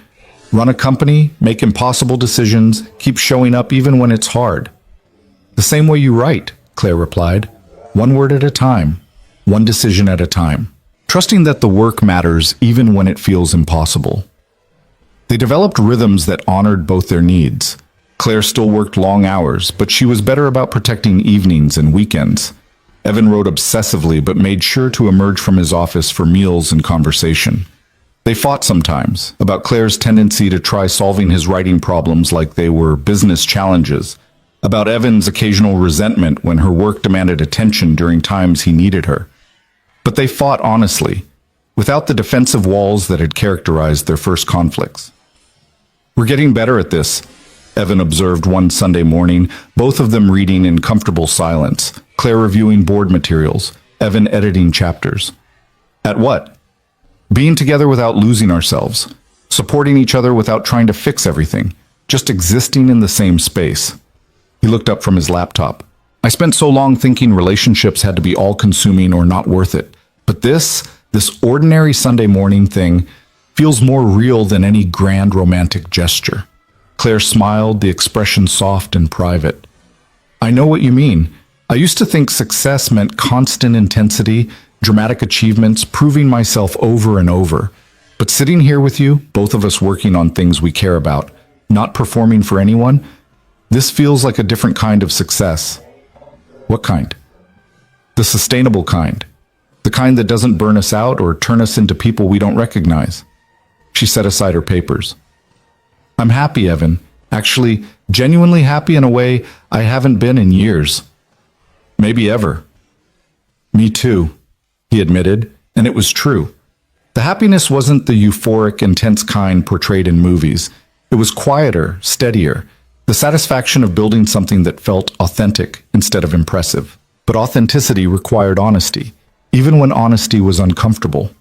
6 months into writing the book, Evan realized he needed to include a chapter about Claire, about their relationship, about how falling in love with his boss had complicated his understanding of workplace dynamics and power structures, about how her transformation as a leader had been partly motivated by their relationship, which raised questions about whether personal connection should be required to generate corporate empathy. "I need your permission," he said, showing her the draft chapter. Claire read it carefully, her expression neutral in the way that meant she was processing something difficult. When she finished, she set the pages down and was quiet for a long moment. "It's good," she said finally. "Honest and complex and uncomfortable in all the right ways. But it reveals things about us that are private, about how we got together, about my motivations for changing company culture. People will make assumptions." "I know. That's why I need your permission. If you're not comfortable with me publishing this, I'll write a different chapter." Claire stood, walked to the window overlooking their backyard. Evening light slanted through the trees, creating patterns on the floor that shifted with the breeze. "What do you want to do?" "I want to publish it. I think it's important. This idea that humanizing leaders sometimes requires them to have human relationships, to see the people they employ as more than resources. But I won't do it if it hurts you or the company." "You're asking me to choose between privacy and impact." "I'm asking you to choose what you're comfortable with. This is your life too. Your story, even if I'm the one telling it." She turned back to face him, and Evan saw the conflict in her eyes. The private person who valued control warring with the leader who wanted to model vulnerability and growth. "Publish it," she said, "all of it. The uncomfortable parts, the questions about motivation, the reality that I needed to fall in love to remember that employees are human. It's true, even if it's not flattering." "Are you sure?" "No. But I'm learning that the most important decisions are usually the ones I'm least sure about."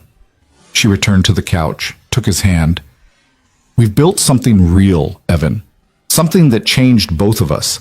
Other people deserve to see what that looks like. Not the sanitized version, but the messy, complicated reality." The book, when it finally published 18 months after he'd signed the contract, was successful beyond Evan's wildest expectations. It spent 12 weeks on bestseller lists, generated national conversations about work culture and burnout, and established Evan as a voice in discussions about corporate responsibility and employee wellness. He did interviews and speaking engagements, appeared on podcasts and panels, became the thing he'd never imagined being, someone whose writing actually mattered to people beyond himself. And through all of it, Claire was there, not managing his career or trying to optimize his success, but supporting him in the ways that mattered, reminding him to eat before interviews, reading drafts when he spiraled into self-doubt, celebrating victories and weathering criticism beside him. "I'm proud of you," she said after a particularly difficult interview where he'd been challenged about his portrayal of corporate culture. "You don't think I was too harsh?" "I think you were honest, and honesty makes people uncomfortable, especially when it challenges systems they benefit from." She pulled him close. "But discomfort is how change happens. You know that better than anyone." Evan rested his forehead against hers, feeling the weight of months of work finally lifting. "We did it. We actually built something that didn't destroy us in the process." "We did," Claire agreed. "Though I think building is ongoing. We're not finished yet." "What do you mean?" She pulled back, and there was something in her expression, nervousness and excitement and determination all mixed together. "I've been thinking about what comes next for both of us. Okay? I want to step back from Harrington Global. Not leave entirely, but transition to a less intensive role. Chairman instead of CEO, strategic oversight instead of daily operations." She spoke quickly, like she needed to get it all out before she lost her nerve. "I've spent 15 years building the company. I'm proud of what it's become, especially after the changes we implemented. But I'm ready to build something else now." Evan stared at her, processing. Claire stepping back from her company was like an architect walking away from their masterpiece. Are you sure? This is everything you've worked for. It was everything I worked for, she corrected. But I'm not the same person I was when I started. I have different priorities now, different dreams. She took his hands. I want to study architecture, actually pursue it, not just wonder what could have been. And I want to do it while I'm young enough to build a second career, to create something beyond corporate success. Claire, that's... Evan searched for words. That's incredible. Terrifying and incredible. I know, I've been thinking about it for months, running scenarios and projections like it's a business decision. But it's not a business decision, it's a life decision. And I've spent too long letting business be my life. What brought this on? Watching you write the book, seeing you pursue something that scared you because it mattered more than security. You chose yourself, Evan. You chose the risk of failure over the certainty of staying small, and I want that too. I want to be brave enough to try. Evan pulled her into his arms, feeling something profound shift between them. This wasn't just Claire supporting his dreams anymore. It was both of them supporting each other's growth, willing to risk what they'd built for what they might become. When? He asked. 6 months. I need time to transition leadership, make sure the company is stable. But then I'm applying to architecture school. She laughed, the sound slightly hysterical. I'm 35 years old and I'm going back to school. That's insane, right? It's perfect, Evan said. Scary and uncertain and absolutely perfect. They stood there in the house they'd made together, two people who'd found each other at the worst possible time and somehow made it work anyway. Who'd chosen growth over comfort, honesty over performance, each other over all the logical reasons not to risk it. And Evan realized something important. The story wasn't about quitting his job or Claire showing up in the rain or any single dramatic moment. It was about what came after, the slow, deliberate work of building a life that was actually worth living. The courage to keep choosing each other, keep choosing themselves, keep choosing the messy, uncertain path that led toward something real. I love you, he said. I love you too, Claire replied. Even though you're terrible at making coffee and you leave books everywhere and you sometimes disappear into writing for days at a time. Even though you're intense and demanding and you still occasionally try to schedule romance like it's a business meeting. They both laughed, and it felt like release, like permission, like the recognition that love didn't mean perfection. It meant showing up honestly, supporting each other's growth, and being brave enough to keep building even when the blueprint wasn't clear. Outside, Seattle rain began to fall, the same rain that had been falling the night Claire showed up at his door, the night everything changed. But now it sounded different, not like judgment or endings, but like possibility. Like the promise of growth and new beginnings, and all the things they'd build together in the years ahead. The rain that had started that evening continued through the night, and Evan woke to find Claire already up, sitting at the kitchen table with architecture books spread around her like she was preparing for battle. She'd ordered them weeks ago, she admitted, but had been too scared to actually open them until now. I forgot how much I love this, she said, not looking up from a volume on sustainable design. The precision and creativity, the way buildings can shape entire communities. I forgot I ever wanted this.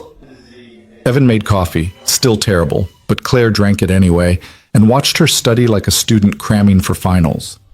There was something both heartbreaking and beautiful about seeing a woman who'd commanded boardrooms and closed billion-dollar deals approach architecture books with the nervous reverence of someone who'd deferred a dream for 15 years. What if I'm not good enough anymore? She asked suddenly, looking up with vulnerability in her eyes. What if I spent so long building businesses that I lost whatever talent I had for building actual buildings? Then you develop new talent. You're not the same person you were at 20. Maybe that's better. Or maybe I'm too old, too set in my ways. Maybe this is just a midlife crisis dressed up as personal growth. Evan sat across from her, moved one of the books aside so he could see her face clearly. Do you want to study architecture because you're running from something or running towards something? Claire considered the question seriously. Toward. Definitely toward. I want to create things that outlast quarterly reports. I want to see my work in 3 dimensions instead of just spreadsheets and projections. I want... She paused, choosing words carefully. I want to build something beautiful, not just profitable. Then it's not a crisis. It's just a choice. She smiled, some of the tension leaving her shoulders. When did you get so wise? Somewhere between my breakdown and learning to make terrible coffee. He took her hand. But seriously, Claire, you're allowed to want different things than you wanted at 20. You're allowed to change directions. That's not failure, it's evolution. The months that followed tested that conviction more than either of them expected. Claire's announcement that she was stepping back from Harrington Global sent shockwaves through the business community. Board members called emergency meetings. Investors demanded explanations. Business publications ran profiles speculating about her reasons. Was she sick? Burned out? Pushed out by activist shareholders? They can't imagine I'd choose this, Claire said, reading through the latest article that painted her decision as capitulation rather than choice. They can't conceive that someone would walk away from power for something as impractical as architecture school. Sounds familiar, Evan observed. Remember when I quit and everyone assumed I'd had a breakdown? You did have a breakdown. True. But the quitting part was the healthiest decision I'd made in years. They just couldn't see it that way. Claire threw the magazine across the room, a rare loss of composure that made Evan love her more, not less. I hate that I care what they think. I hate that part of me wants to defend my choice, prove it's legitimate, show them I'm not making a mistake. Are you making a mistake? No, but that doesn't stop the doubt. The transition took 6 months of brutal work. Claire had to identify and train her successor, restructure executive leadership, manage board concerns, and maintain company stability while essentially dismantling the role she'd held for a decade. Some nights she came home defeated, convinced she was destroying everything she'd built. Other nights she was energized, excited about the possibilities that came with letting go. Evan supported her through all of it, the same way she'd supported his writing. He listened when she needed to process, gave space when she needed to think, reminded her why she'd made this choice when doubt threatened to overwhelm her. I keep having this nightmare, Claire confessed one sleepless night at 3 a.m. I'm in architecture school and everyone's younger and more talented, and I realize I've given up everything for something I'll never be good at. And in the dream, I can't go back to Harrington Global because I've already handed it over, and I'm just stuck. No company, no career, nothing. That sounds terrifying. It is. What if that's not a nightmare? What if that's a premonition? Evan pulled her closer in the darkness. Then we figure it out together. You're not alone in this, Claire. If architecture school doesn't work out, if you hate it, or you're not good at it, or it's not what you hoped, we adapt. But you'll never know unless you try. You make it sound simple. It's not simple. It's terrifying. But so was showing up at my door in the rain. So was admitting you were in love with your operations director. So was transforming your entire company culture because one essay made you realize you'd been hurting people. He kissed her forehead. You're good at terrifying, Claire. Trust that. The day she officially stepped down as CEO was both devastating and liberating. There was a board meeting, a press release, a company-wide announcement. Claire gave a speech about new directions and continued involvement and confidence in her successor. She smiled and shook hands and projected the same controlled competence she'd always shown. But when she came home that evening, she collapsed on the couch and cried for an hour straight. I just gave away 15 years of my life, she said between sobs. Everything I built, everything I sacrificed for, I just handed it to someone else. Evan held her, let her grieve, didn't try to fix it with platitudes about new beginnings or better opportunities. Sometimes loss needed to be acknowledged, even when it was chosen, even when it was necessary. You didn't give it away, he said, when she'd finally cried herself quiet. You transformed it into something sustainable and then trusted other people to continue that work. That's not loss, that's legacy. It doesn't feel like legacy. It feels like failure. I know. It felt that way when I quit too. Like I'd spent 3 years building something that didn't matter because I couldn't sustain it. He shifted so he could see her face. But walking away from Harrington Global is what led me to writing, to you, to this life. Sometimes what feels like failure is actually just the ending of one chapter, so another can begin. Claire was quiet for a long moment, processing. I'm scared, she finally admitted. I've been CEO Claire for so long, I don't know who I am without that identity. What if there's nothing underneath? What if I'm just an empty vessel that was good at running companies and nothing else? Then we find out together. But Claire, I've seen who you are without the CEO mask. I've seen you vulnerable and uncertain and completely human. That person is not empty. She's interesting and complex and worth knowing. You're biased. Completely. But I'm also right. She laughed wetly, wiping her eyes. How did you get through this part? When you first quit and had to figure out who you were outside of work? Badly, Evan admitted. I drank too much beer and avoided my phone and had at least 3 existential crises before noon most days. But eventually I started writing, and that gave me something to build toward instead of just away from. You have that too. Architecture isn't just an escape from corporate life, it's a destination. What if I'm terrible at it? Then you'll be terrible at something you love instead of excellent at something that was destroying you. I'll take that trade. The first day of architecture school arrived with the kind of September sunshine that made Seattle feel almost optimistic. Claire had been anxious for weeks, buying supplies with the intensity she'd once brought to merger negotiations, reviewing prerequisite materials like they were contracts requiring detailed analysis, preparing for her return to academic life like it was a hostile takeover. I'm the oldest person in my cohort by at least a decade, she said, getting dressed in jeans and a sweater that made her look younger but couldn't hide her nervousness. Everyone else will be fresh out of undergrad, full of energy and current with design trends and not worried about whether they remembered how to take notes. You'll be fine. You don't know that. I know that you're brilliant and driven and you care more about this than anyone else in that classroom. That counts for something. Claire kissed him at the door, holding on longer than necessary. Thank you for believing this wasn't crazy, for supporting me even when I was convinced I was making a huge mistake. Same thing you did for me with the book. We're good at that now, supporting each other's terrifying choices. She left, and Evan spent the day writing, trying not to check his phone every 15 minutes to see if she'd texted. When she finally came home that evening, she looked exhausted and exhilarated in equal measure. How was it? He asked. Overwhelming, incredible, completely terrifying. She dropped her bag, pulled him into a kiss that tasted like coffee and relief. I loved every second.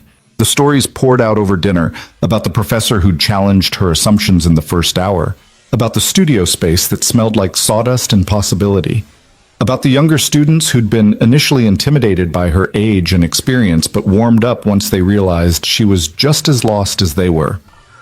There's this kid, Sam, can't be more than 22, who asked what I did before architecture school.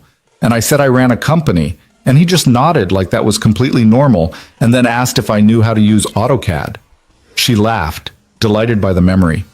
No assumptions, no deference, just a practical question about software proficiency. That must have been refreshing. It was. Nobody there cares that I was CEO of Harrington Global. They just care if I can draft a floor plan and understand load-bearing structures.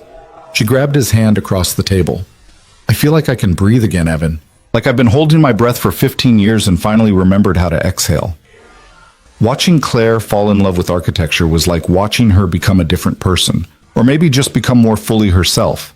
She threw herself into her studies with the same intensity she'd brought to business, but there was joy in it that had been absent from her corporate work. She'd stay up late working on models, get frustrated with technical drawings, debate design philosophy with classmates half her age, and come home covered in dust and completely happy. Look at this, she'd say, showing Evan sketches and renderings and foam core models. Look at how the natural light moves through this space. Look at how the materials create different emotional responses. Isn't it beautiful? And it was beautiful. Not just the work itself, but seeing her so engaged, so present, so fully alive in a way she'd never been while running Harrington Global. But the transition wasn't entirely smooth. 3 months into her program, Claire had a crisis about finances. She'd structured her departure from Harrington Global well, with enough savings and ongoing consulting income to support them both comfortably.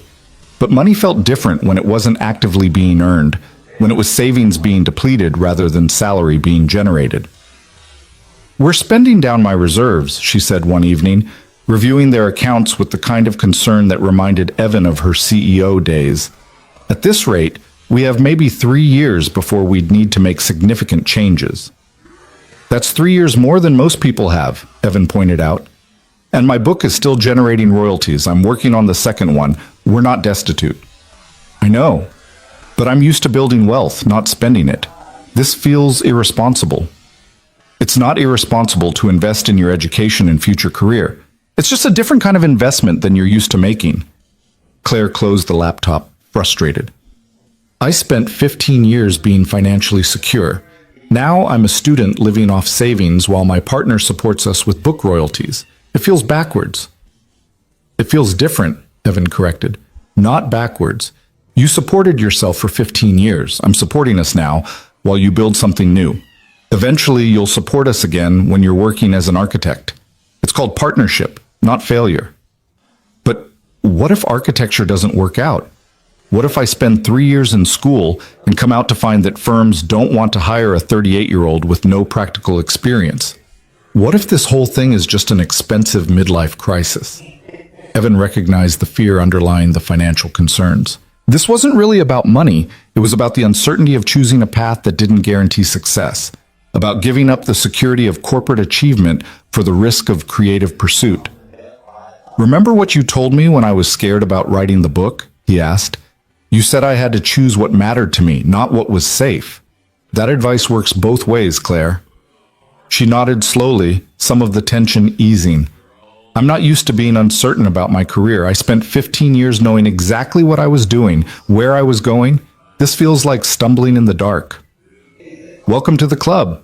We have terrible coffee and existential dread, but the company's pretty good. That surprised a laugh out of her. How do you do that? Make everything feel manageable even when it's terrifying. Practice.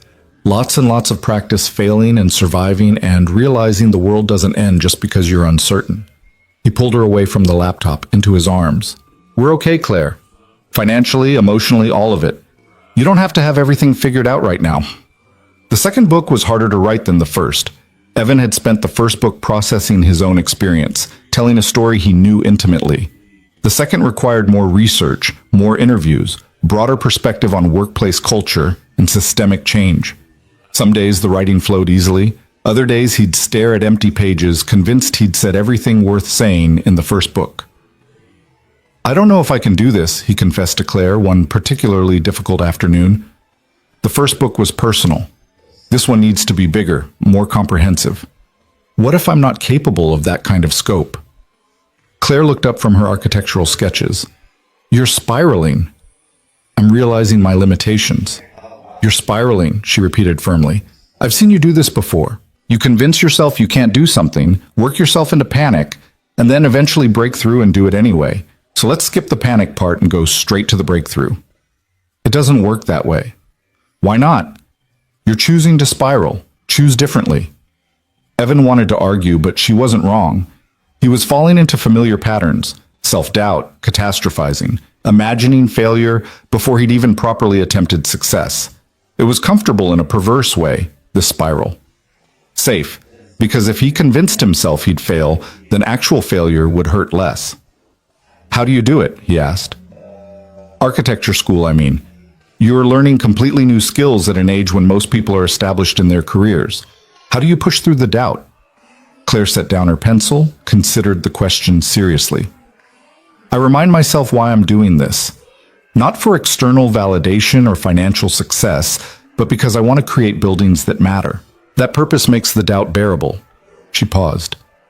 What's your purpose with this book? Why are you writing it? Because the conversation about workplace culture can't stop with one personal story. Because systemic change requires systemic analysis. Because people need frameworks for understanding and transforming toxic work environments. The words came easier as he found his footing. Because my breakdown was personal, but the culture that caused it is structural. There's your breakthrough. Write that book. The one about systemic analysis and transformation frameworks. Not another personal memoir, but the practical guide people need to actually implement change. Evan sat with that, felt something shift in his understanding of the project. She was right. He'd been trying to replicate the first book's personal intimacy instead of embracing what this book needed to be. Analytical, comprehensive, solutions-focused rather than experience-focused. "Thank you," he said. "For what?" "For seeing what I was missing. For being my partner in this instead of just my cheerleader." Claire smiled. "We're good at that now. Being actual partners instead of just supporting each other from a distance." They were good at it. Over the months and years that followed, they developed rhythms that honored both their needs and their relationship. Claire would come home from studio sessions and decompress by telling Evan about design challenges and creative breakthroughs. Evan would emerge from writing sessions and process ideas about workplace culture, while Claire offered perspectives from her own corporate experience.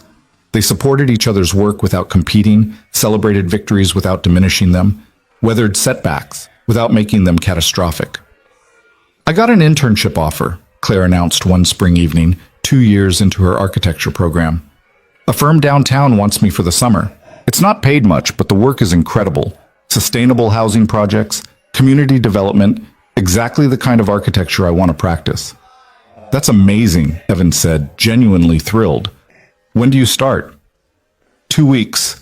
"But Evan," she hesitated, "it's 40 hours a week on top of my remaining coursework. I'll basically be working full-time while finishing my degree. It's going to be intense." "So we'll figure it out, same way we always do." The summer was brutal. Claire worked exhausting hours, came home covered in construction dust, fell asleep on the couch while reviewing drawings. But she was radiantly happy in a way Evan had never seen during her CEO days. This exhaustion came from creating rather than managing, from building actual structures instead of corporate empires. "Look at this," she'd say, showing him photos of project sites. "We're designing affordable housing that doesn't look like affordable housing. We're creating community spaces that honor the dignity of the people who'll use them. This is what I was supposed to be doing all along." Evan's second book, published that same summer to strong reviews and solid sales. It wasn't the phenomenon the first one had been, but it established him as a serious voice in conversations about workplace transformation. He started getting consulting offers from companies wanting to implement the frameworks he'd developed, speaking invitations from conferences focused on organizational culture. "You could make a career out of this," Claire observed, reading through his consulting proposals. "Corporate consulting pays well. You could build a whole practice around workplace culture transformation." "I could," Evan agreed, "but I don't want to. I like writing. I like the research and analysis and storytelling. Consulting feels too close to my old life, solving other people's problems instead of exploring my own ideas." "Good. I'm glad you know that about yourself." She set aside the proposals. "Too many people make career choices based on what pays well instead of what actually sustains them. Don't make that mistake just because you could," says the woman who's making poverty wages as an architecture intern. "Exactly. I've done the well-paying career that made me miserable. Never again." They were learning, both of them, what it meant to build lives around purpose instead of prestige. It wasn't always easy. There were financial stresses, moments of doubt, times when the easier path looked very tempting. But there was also joy in the work itself, satisfaction in creating things that mattered, peace in knowing they were building towards something authentic. The real test came when Claire graduated from architecture school and started looking for permanent positions. Despite her stellar academic work and successful internship, many firms were hesitant to hire someone with no practical experience who'd be nearly 40 by the time she completed her licensing requirements. "I had 17 interviews," she said, after a particularly brutal rejection. 17, and every single one ended the same way. "Impressive resume, but we're looking for someone with more traditional trajectory," which is code for younger and cheaper. "Then find the firm that values wisdom over trajectory." What if that firm doesn't exist? What if I spent 3 years and significant savings on a degree that's professionally useless? Evan had no easy answers. This was the risk they'd both taken, walking away from established careers to pursue things that mattered more than money or status. Sometimes that risk paid off. Sometimes it didn't. The outcome wasn't guaranteed, which was terrifying and also kind of the point. "If traditional firms won't hire you, build your own practice," he suggested. "You've started a company before. Start another one, but this time in service of work you actually love." Claire looked at him like he'd suggested something impossibly radical. "Start my own architecture firm? Why not? You have the business skills, you're developing the design skills, and you have enough saved to sustain yourself while building a client base. Plus, you know exactly what kind of workplace culture you want to create. That's insane. Architecture firms take years to establish. The failure rate is astronomical. I'd be competing against practices with decades of experience. All true. Also true. You're Claire Harrington. You built a $500 million company by your mid-30s. You can build an architecture practice. She stared at him, processing. You're serious? Completely. You don't need permission from firms that can't see your value. Create your own firm that values exactly what you bring. Business acumen combined with design vision, commitment to sustainable and dignified spaces, understanding of both corporate and creative cultures. Claire was quiet for a long moment, and Evan could see her mind working, shifting from defeated job seeker to strategic founder. This was who she was at her core. Someone who built things when existing structures didn't serve her needs. I'd need to finish my licensing requirements, she said slowly. Find a licensed architect willing to collaborate until I have my own license. Develop a portfolio that demonstrates my design philosophy. Build a client base from nothing. Sounds hard. Sounds impossible. You're good at impossible. Evan pulled her close. And you're not alone in this. We'll figure it out together, same as everything else. That conversation became the foundation for the next chapter of their lives. Claire stopped looking for traditional employment and started building something new. A small architecture practice focused on sustainable, dignified design for communities typically underserved by high-end firms. She partnered with a recently retired architect who believed in her vision, started taking on small projects, built a portfolio one thoughtful design at a time. It was slow going. Some months they barely scraped by financially, but there was authenticity in the struggle that had been absent from Claire's corporate success. She was building something real, something that aligned with her values, something that would leave a legacy beyond quarterly earnings. I designed a community center today, she said one evening, showing Evan the renderings. For a neighborhood that's been overlooked by developers for decades. The budget is tiny, but we're creating something beautiful anyway. Something that honors the people who'll use it. Evan looked at her drawings. Simple, elegant, thoughtful in ways that transcended budget constraints. It's perfect. It's the work I was supposed to be doing all along, Claire said quietly. Not building corporate monuments or maximizing shareholder value, but creating spaces that serve actual human needs. This is what success should feel like. What does it feel like? Like I finally know who I am.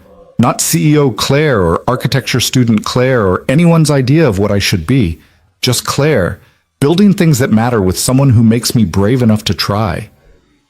She kissed him then, soft and certain, and Evan felt the truth of it. They'd both walked away from versions of success that looked impressive but felt hollow. They'd both chosen uncertainty over security, purpose over prestige, each other over all the logical reasons not to risk it. And they'd built something better than either of them could have imagined that rainy night when Claire showed up at his door. A partnership rooted in honesty, a life aligned with their values, love that sustained rather than consumed them. It wasn't the ending they'd expected, but it was exactly the one they'd needed to find. 3 years after Claire started her architecture practice, Evan found her standing in their kitchen at dawn, staring at an email on her phone with an expression he couldn't quite read. "What's wrong?" he asked, moving to put coffee on, even though it would inevitably be terrible. "Nothing's wrong. Actually, something might be very right, which is somehow more terrifying." She turned the phone toward him. "Harrington Global wants to commission me for their new headquarters building." Evan read the email twice, processing the implications. "Your old company wants to hire your new company." "Apparently the board saw my community center design. It won an award last month. Did I mention that? And they want someone who understands both their corporate culture and sustainable design principles." She set down the phone, laughed shakily. "This is insane. I walked away from that company to pursue architecture, and now architecture is bringing me back to them." "Different relationship, though. You're not their CEO anymore. You're their architect." "I know. But Evan, this project, it's massive, $50 million budget, high profile, the kind of commission that could establish my practice as a serious firm. It's also terrifying because if I fail very publicly at the company I used to run. Do you want to do it?"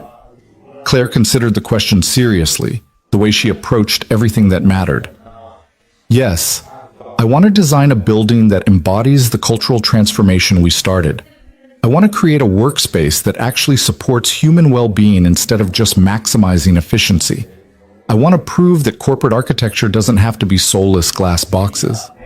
She paused. But I'm scared I can't deliver on something this scale. My practice is still small. This would consume us for at least 2 years. Then we build the capacity to handle it. Hire additional staff, partner with larger firms for technical support, take on the challenge, and grow into it. Evan poured 2 cups of coffee, handed her one. You've done scarier things than design a building, Claire. You've transformed your entire life.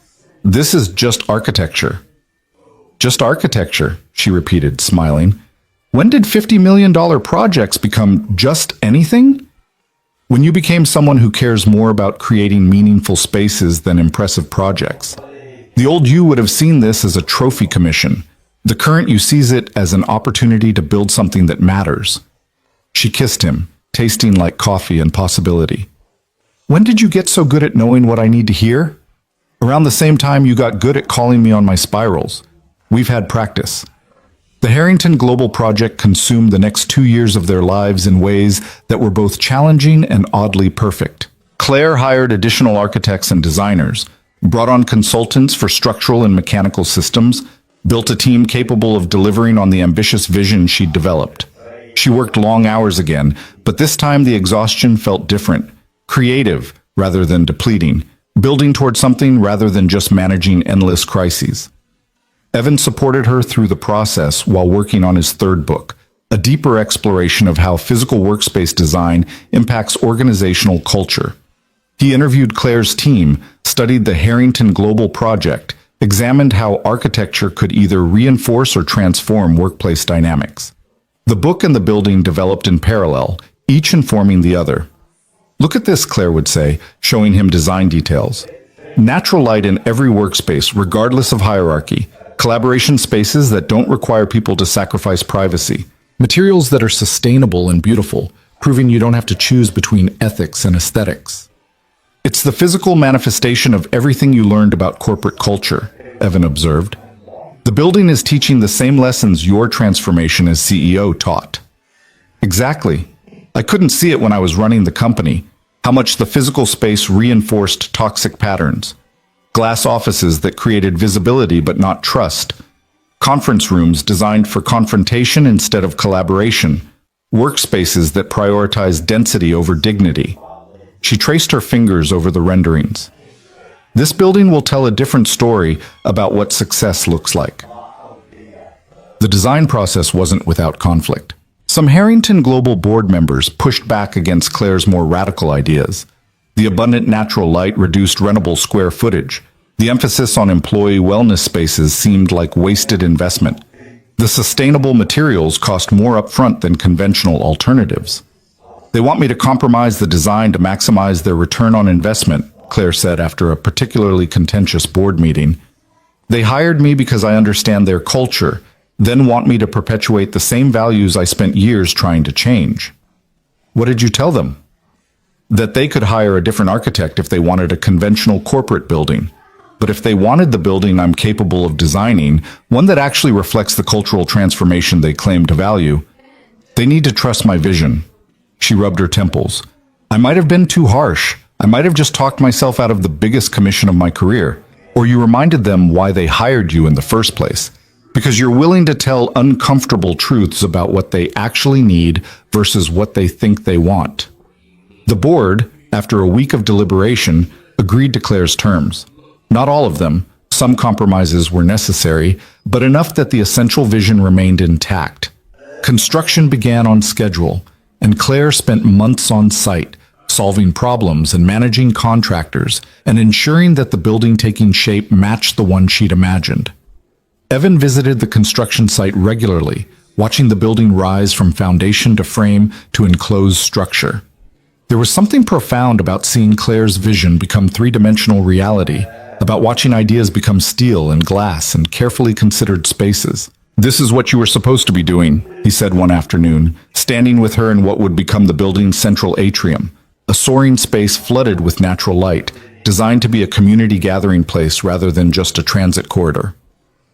I know. I can feel it in my bones. This is the work I was meant for. She looked up at the exposed structural elements, the elegant engineering solutions that would soon be hidden behind finished surfaces. But I couldn't have gotten here without first being CEO Claire. I needed to understand corporate culture from the inside before I could design buildings that transform it. So the detour through business wasn't actually a detour. No, it was preparation. All those years I thought I was deferring my dreams, I was actually developing skills I'd need to realize them in ways I couldn't have imagined at 20. She took his hand. Same as you. You couldn't have written books about workplace culture without first burning out in that world. Your breakdown wasn't failure. It was education.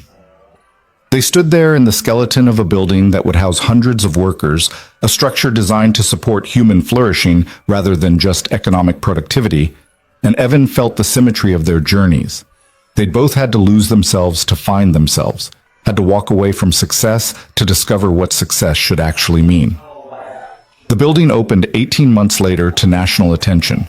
Architecture publications praised its innovative design, business magazines celebrated its commitment to employee wellness, sustainability organizations recognized its environmental achievements. But the response that mattered most to Claire came from the Harrington Global employees who worked there. People keep sending me messages, she said, reading through emails on her phone, thanking me for creating a workspace that doesn't feel oppressive, telling me they're less stressed, more creative, actually enjoying being at work. Her eyes filled with tears. This one woman said she used to dread coming to the office, but now she arrives early just to sit in the atrium and drink coffee before her day starts, because the space makes her feel valued instead of monitored. You built something that honors people's dignity, Evan said. That's not just good architecture, that's transformation. His third book published around the same time the building opened, and the timing created unexpected synergy. Evan's writing about how physical space shapes organizational culture was illustrated perfectly by Claire's building. They did joint presentations, wrote collaborative articles, became a case study in how personal transformation and professional evolution could intersect. We've become an example, Claire observed after a particularly well-attended conference talk. People see us as proof that you can walk away from toxic success and build something better. Does that bother you? Sometimes. I don't like being held up as inspirational when most days I still feel like I'm figuring things out. She paused. But I also remember how alone I felt when I first started questioning whether corporate success was enough. If our story helps someone else feel less alone in that questioning, maybe being an example is okay. They were examples, but they were also just people trying to build lives that felt authentic. Some days were triumphant. New commissions for Claire's firm, speaking invitations for Evan, recognition that their work mattered. Other days were ordinary, even boring, grocery shopping and laundry and the mundane maintenance of existence.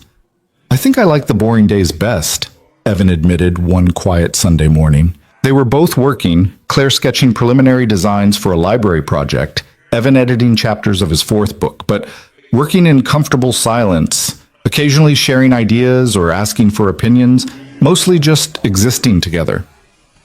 Why the boring days? Claire asked, looking up from her drawings. Because they're ours, not performing for anyone, not proving anything, just being together without agenda or audience. He set down his laptop. We spent so many years making every moment strategic, every choice calculated for maximum impact. These boring mornings feel radical by comparison. Claire moved from her chair to the couch beside him, tucked herself against his side. I never thought I'd be someone who valued ordinary over extraordinary. But you're right, this feels more real than anything I achieved as a CEO.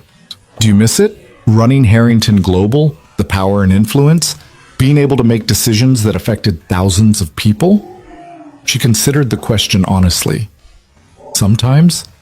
Mostly I miss the clarity of it, knowing exactly what success looked like, having metrics to measure against, the certainty that came with established systems. She paused. But I don't miss who I had to be to maintain that success. Don't miss the loneliness or the constant performance or the way I'd sacrificed everything personal for professional achievement. No regrets about walking away? None. Well, maybe some regrets about how long it took me to walk away. But the walking away itself? Best decision I ever made. Second best, anyway. What's the best? Showing up at your door in the rain, taking the terrifying risk of admitting I was in love with my operations director. She tilted her head to look at him.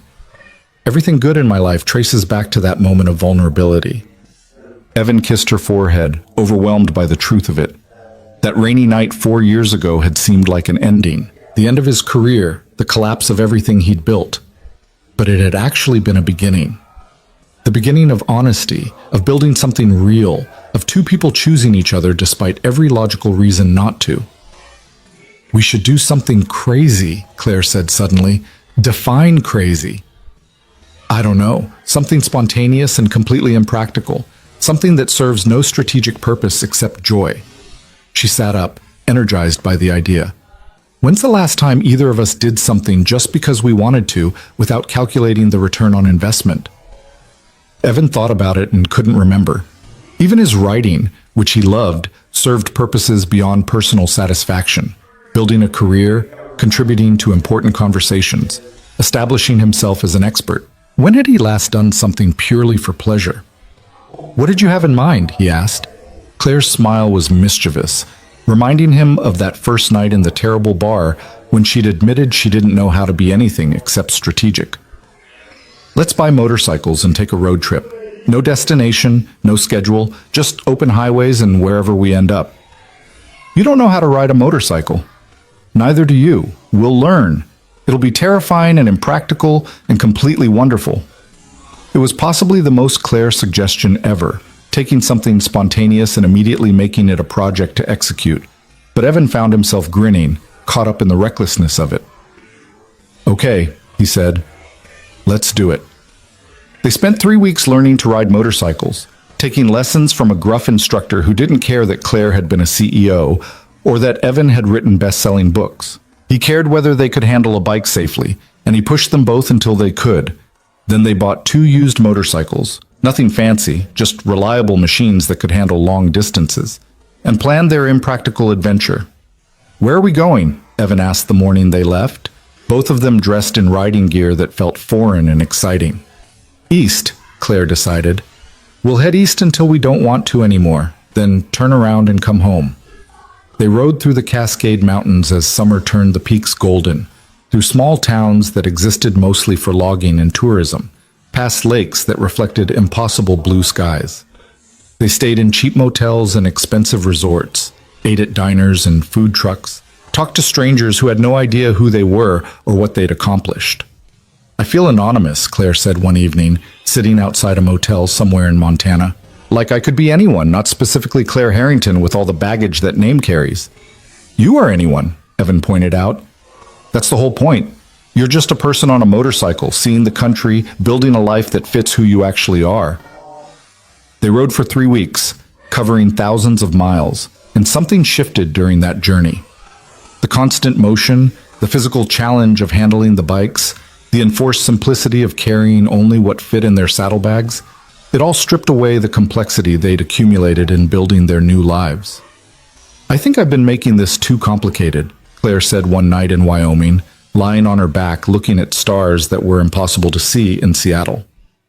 Architecture, my practice, trying to prove I made the right choice. I've been so focused on succeeding at this new thing that I forgot to just enjoy it. What would enjoying it look like? Taking on fewer projects. Choosing work based on what excites me instead of what builds my reputation. Trusting that success will follow from doing good work instead of strategically pursuing success. She turned to look at him. Learning from you, basically. You write because you love it, and success follows. I've been doing the opposite, chasing success and hoping fulfillment follows. To be fair, I learned that from my breakdown. Hard-won lesson, not inherent wisdom. Still counts as wisdom. She reached for his hand. I want to build a life, not just a career. I want mornings like today where we rode for hours without talking, just experiencing the world together. I want to prioritize presence over productivity. That's a very un-Claire-like goal. Good. I've been Claire Harrington long enough. Time to figure out who Claire Brooks could be. The name caught Evan off guard. They'd been together 4 years, lived together for 3, built integrated lives and shared dreams. But they'd never discussed marriage, never even used language that suggested future formalization of their relationship. Claire Brooks? He repeated carefully. She sat up, suddenly nervous in a way he rarely saw anymore. Or you could be Evan Harrington, or we could both keep our names, or... She stopped, started again. I'm doing this backwards, aren't I? I should have asked first instead of just assuming you'd want to... Yes, Evan interrupted. Yes, what? Yes, I want to marry you. Yes to Claire Brooks or Evan Harrington, or keeping our own names. Yes to formalizing what we've been building for 4 years. He pulled her close. You really thought I might say no? I thought you might think it was too conventional, too traditional for what we've built together. It's not about convention. It's about choosing each other, publicly and formally, the same way we've been choosing each other privately every day. He kissed her under impossible stars. I love you. I want to marry you. I want to build the rest of our lives together.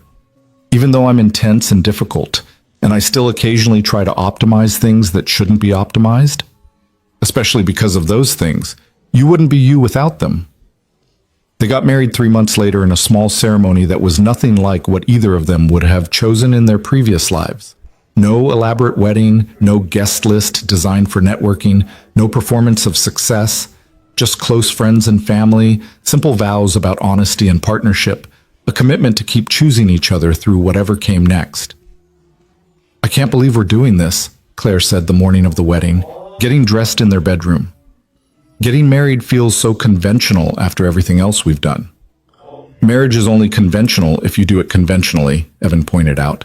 We're not promising to be perfect partners or maintain some idealized version of romance. We're promising to keep being honest, keep supporting each other's growth, keep building something real. That's a good vow. You should use that in your speech. I'm not giving a speech. We agreed. Simple ceremony, no speeches. I changed my mind. I want to hear you promise those things in front of everyone. So Evan promised them. Promised honesty and support and the continued work of building something real. Claire promised the same things in her own words, adding that she promised to keep taking terrifying risks if Evan promised to keep calling her on her spirals. They exchanged rings that were simple and meaningful, kissed to applause from the small gathering, and officially became partners in all the ways that mattered. The years that followed weren't perfect, but they were authentic. Claire's architecture practice grew steadily, taking on projects that aligned with her values: affordable housing, community centers, schools designed to support student wellness. She earned enough to be comfortable but not wealthy, and she was happier than she'd ever been during her days of corporate success. Evan wrote more books, each one exploring different aspects of workplace culture and human flourishing. He consulted occasionally, but stayed focused on writing, trusting that the work itself was valuable even when it didn't generate immediate income. His books didn't all become bestsellers, but they all contributed to conversations he cared about. They fought sometimes, about Claire's tendency to overwork, about Evan's occasional withdrawal when writing consumed him, about whose turn it was to handle household tasks they both tended to neglect. But they fought honestly, without the defensive walls that had characterized their early conflicts, willing to admit fault and adjust course. We're good at this now, Evan observed one evening, 7 years after that rainy night when Claire had shown up at his door. They were sitting on their back deck, watching the Seattle sunset paint the sky in colors that seemed impossible. Good at what? Being partners, supporting each other without losing ourselves, building a life instead of just managing competing careers. Claire leaned against him, solid and warm and completely present. We've had practice. Lots of practice failing and trying again. Do you ever wonder what would have happened if I hadn't quit? If we just kept working together, maintained professional distance? Sometimes. Usually late at night when I can't sleep. She paused. I think we would have been miserable. You would have eventually had a worse breakdown. I would have kept building a company I didn't really care about. We would have stayed locked in professional roles that didn't leave room for being human. So me quitting was the best thing that could have happened. For both of us. Your breakdown forced us both to examine what we actually wanted from life. Made us brave enough to choose something better than just successful. They sat there as the sky darkened. Two people who'd found each other at exactly the wrong time and somehow made it exactly right. Who'd walked away from versions of success that looked impressive but felt hollow. who'd built something better in the wreckage of their former lives. I want to show you something, Claire said, standing and offering her hand. She led him to her home office, where architectural drawings covered every surface. But she pulled out a specific set of renderings, a small building, elegantly simple, surrounded by open space. "What is this?" Evan asked. "A writer's retreat center. Sustainable design, individual cabins for privacy, shared spaces for community. A place where people could come to work on projects that matter, supported by an environment designed to nurture creativity instead of demanding productivity." She looked at him nervously. "I want to build it. Use some of our savings, take out a loan for the rest. Create something that serves the kind of work you do, the kind of transformation we both experienced." Evan studied the drawings, seeing the care in every detail, the natural light, the thoughtful proportions, the way indoor and outdoor spaces flowed together. This would be expensive, risky. We'd be gambling our financial security on something with uncertain return. "I know, which is why I'm asking instead of just doing it. This affects both of us." He thought about the person he'd been 7 years ago, burned out and desperate, unable to imagine a future that didn't feel like drowning. Thought about the person Claire had been, successful and lonely, running from dreams she'd convinced herself were impractical. They'd both walked away from safety to find something real, and that choice had led to everything good in their lives. "Let's build it," he said. "Really?" "Really. We've taken bigger risks for less certain outcomes. At least this time we're risking together." The retreat center took 2 years to build and another year to establish as a functioning organization. They poured time and money and energy into creating a space that embodied everything they'd learned about supporting human creativity and growth. Some months they barely broke even, but the people who came to write and think and create in the space Claire had designed, they transformed in ways that reminded Evan and Claire of their own transformations. "This is what it was all for," Claire said, watching a group of writers share their work in the retreat's common area. "Not the architecture prizes, or the book sales, or any external validation. This, creating space for people to become who they're meant to be." "We built something that matters," Evan agreed, "not despite walking away from conventional success, but because we walked away. We couldn't have created this from inside our old lives." They were 10 years into their relationship when Evan finally felt like he understood what they'd built together. It wasn't the romance of movies or novels.